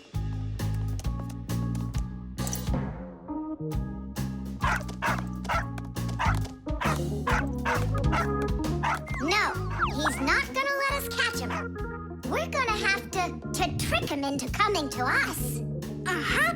We can set a trap with something that he likes. What do they like, I wonder? What else? They're food. And what do chameleons eat? Well, like flies or caterpillars, roaches. Where's the fly gonna come from? Well, what if... What? Oh, Simka, just you wait. I'm gonna get you. Hey, we've gotta help Katya. You don't see the caterpillar complaining. Quiet. Nolik, you start buzzing. Buzzing? Yeah, like a fly. Yeah, and flap your wings, too.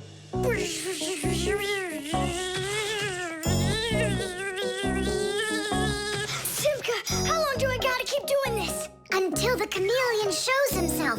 Just keep buzzing.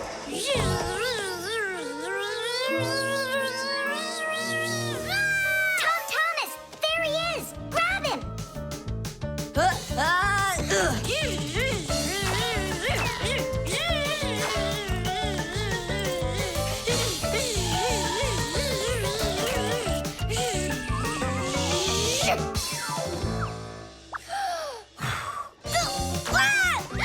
Let go of my brother. Tom Thomas, quickly. I've got a hold of him.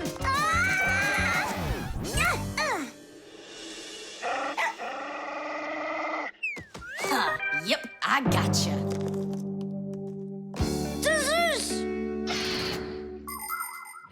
In the army, they use camouflage all the time. They use nets that look like bushes, paint their tanks in colors that make them blend into their surroundings, and even fly in special planes that can't be seen by radar. They do everything they can to disguise their location. But it's not just the army that uses disguises. Photographers camouflage themselves to take pictures of wild animals.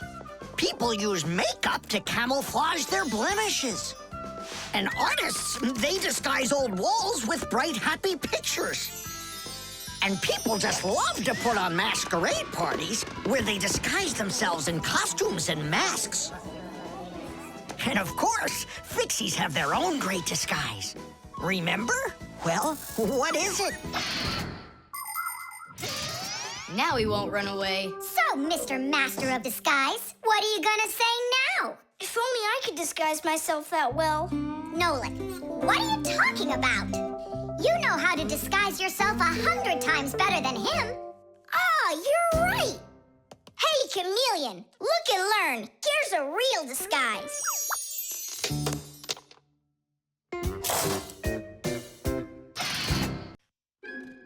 The armor. 23, 24, 25. Ready or not, here we come. I heard him. He ran into the hallway. You check the kitchen, Nolik, and I'll check the living room.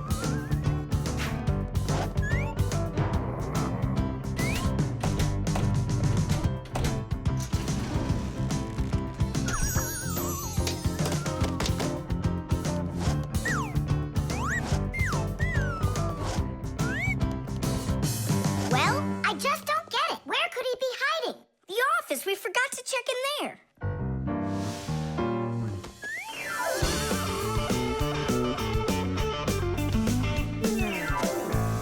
There's nowhere in here for him to hide. Inside the shark.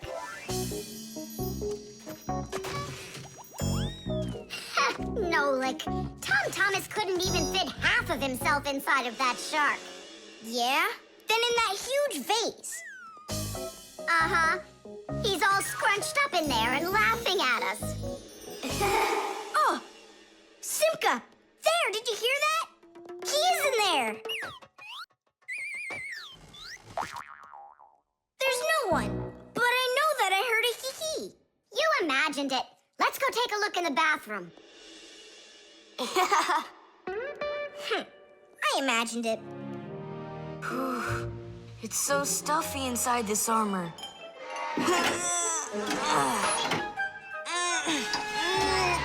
The arms got stuck.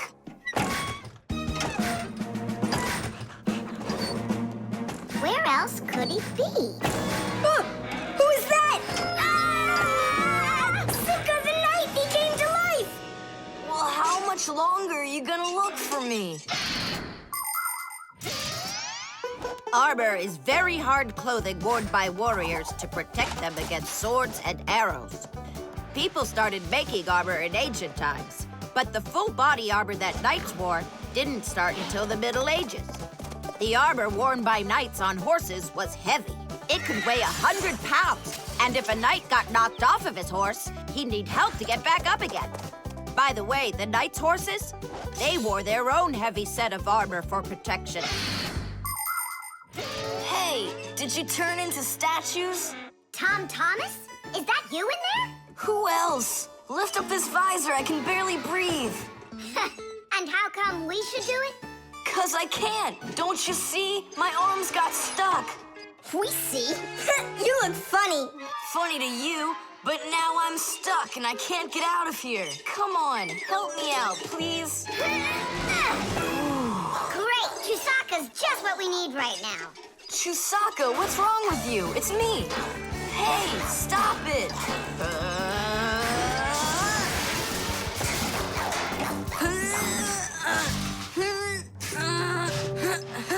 Help, I can't get up. Come on, let's undo the latches, Nolik, quickly.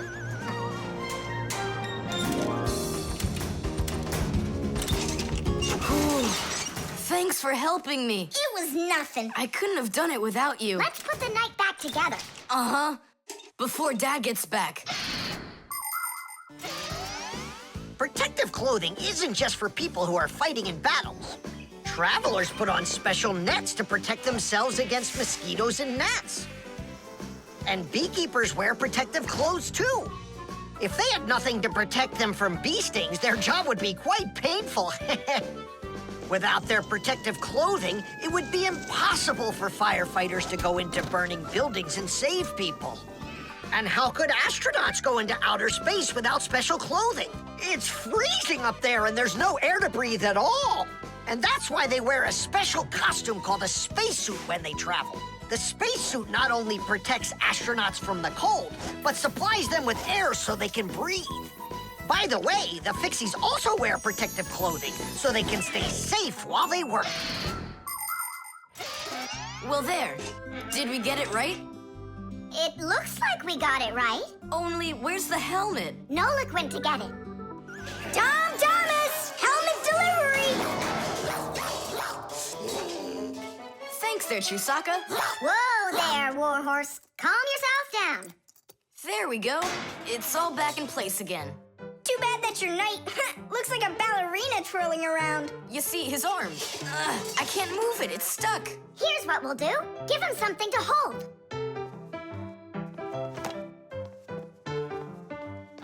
Well, how's that look? Perfect. Now we can paddle into battle. Modeling clay.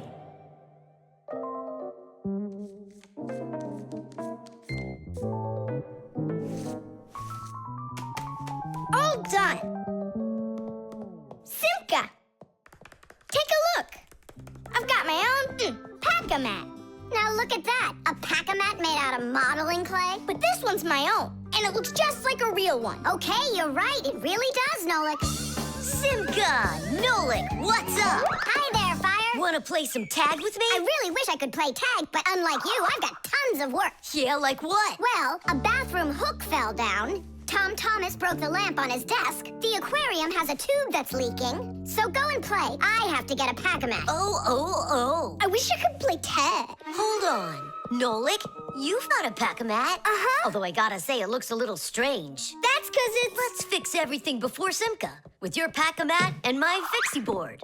This'll be great.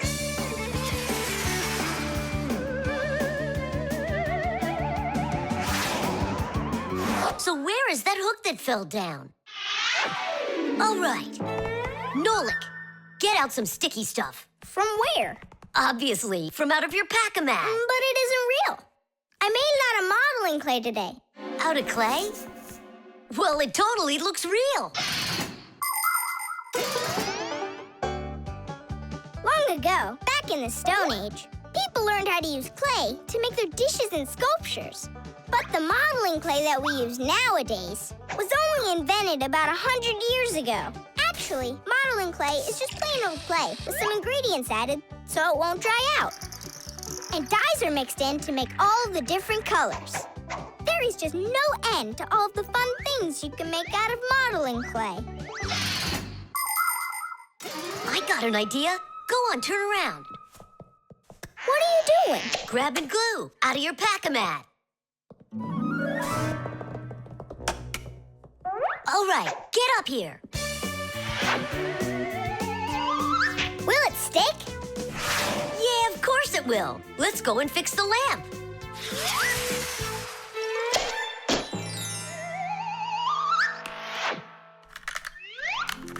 We can't fix this without a real pack-a-mat. Yours will work just fine.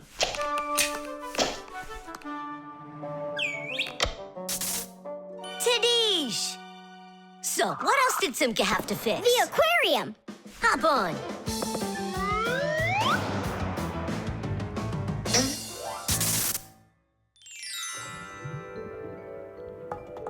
Well, where's that leaky tube? Here, it's leaking at the joint. Yeah, this tube is gonna need a lot of modeling clay. Give me the rest of your pack-a-mat. Sure. And here's a souvenir. They are all done. What's all done? We already fixed everything. And what did you fix it with? Modeling clay. Ha! Modeling clay isn't gonna hold anything. Well, I say it will. Wanna bet? All right. It's exploding! What in the world is happening here? Flooding water! You just do as I tell you, without panicking. Did you know it's possible to make modeling clay in your own home? Just write down this recipe. You'll need a cup of flour, a half a cup of salt, and a half a cup of water. Now, mix the salt with the flour and add the water little by little.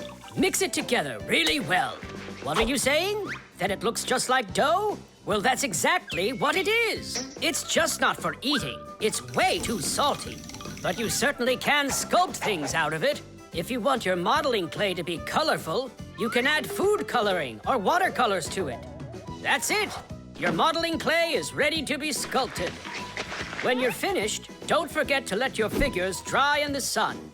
That way they'll get nice and hard and last you a very long time.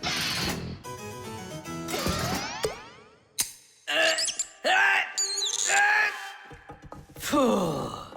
We almost didn't make it. And did you fix the lamp with that modeling clay? Uh-huh. And the hook, too. That was not a good idea. But it was really quick. Hey, that's true. That's why I want to give a medal to you. You're heroes. For real? Of course you are. And here it is, your medal. But it's made out of modeling clay. Your reward fits your heroic deed. The chain reaction.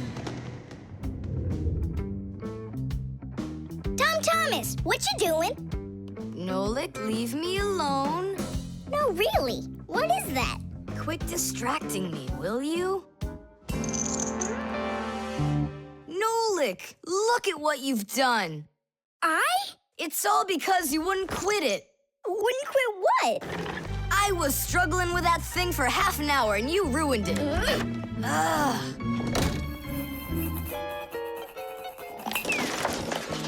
Whoa! Ah! Oh! Hey, Tom Thomas, can you hear me? Tom Thomas, let me out!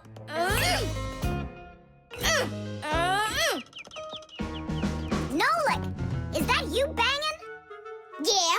And how did you end up in there? None of your business. Why are you so rude to me? 'Cause I feel like it. Oh, yeah? Enjoy sitting there. Well, who needs you? Goodbye.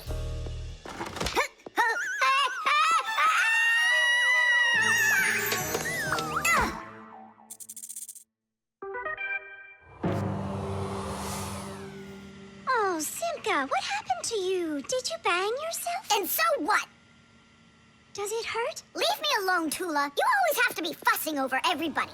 Come on, why are you so angry, huh? Nolik was rude to me. That means you have to be rude to me? Forgive me, Tula. And where's Nolik right now? There. Let's go see him. Nolik, it's Tula. Are you all right? I'm fine. Why were you so rude with your sister? 'Cause Tom Thomas was rude with me. I get it. It's a chain reaction. A what? Setting a log on fire isn't easy. But it's easy to light a match. Use the match to light kindling, the kindling to light a twig, and the twig to light the log.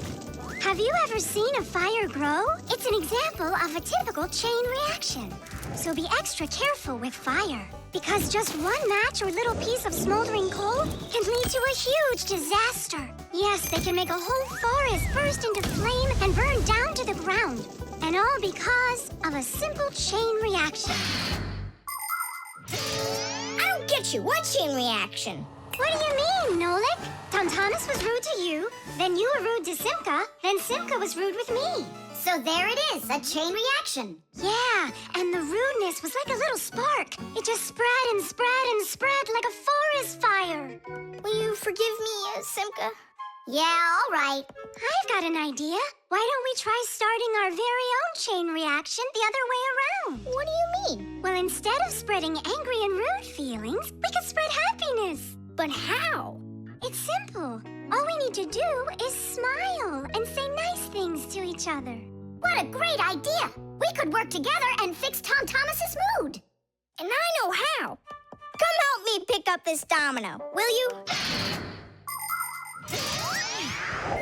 Everything in the whole universe is made up of atoms. Particles so extremely small that you can't even see them through a microscope. But when a tiny atom splits, it makes a tiny explosion. And that explosion can start another explosion, and another explosion, and another. And now you've got a chain reaction. And that's how a lot of tiny explosions work together to make the gigantic explosion of an atomic bomb, the deadliest weapon known to man. But atomic energy can also be used for peaceful purposes. For example, nuclear power plants use this energy to produce electricity and hot water. And nuclear-powered icebreakers can break through the thick Arctic ice so ships can sail on their way. There, all done. Nolik, bring him in. And now we're gonna teach Tom Thomas how a chain reaction can work to make you feel really good. He's coming. On your marks, now. What's going on? No, really? Tom Thomas, watch this.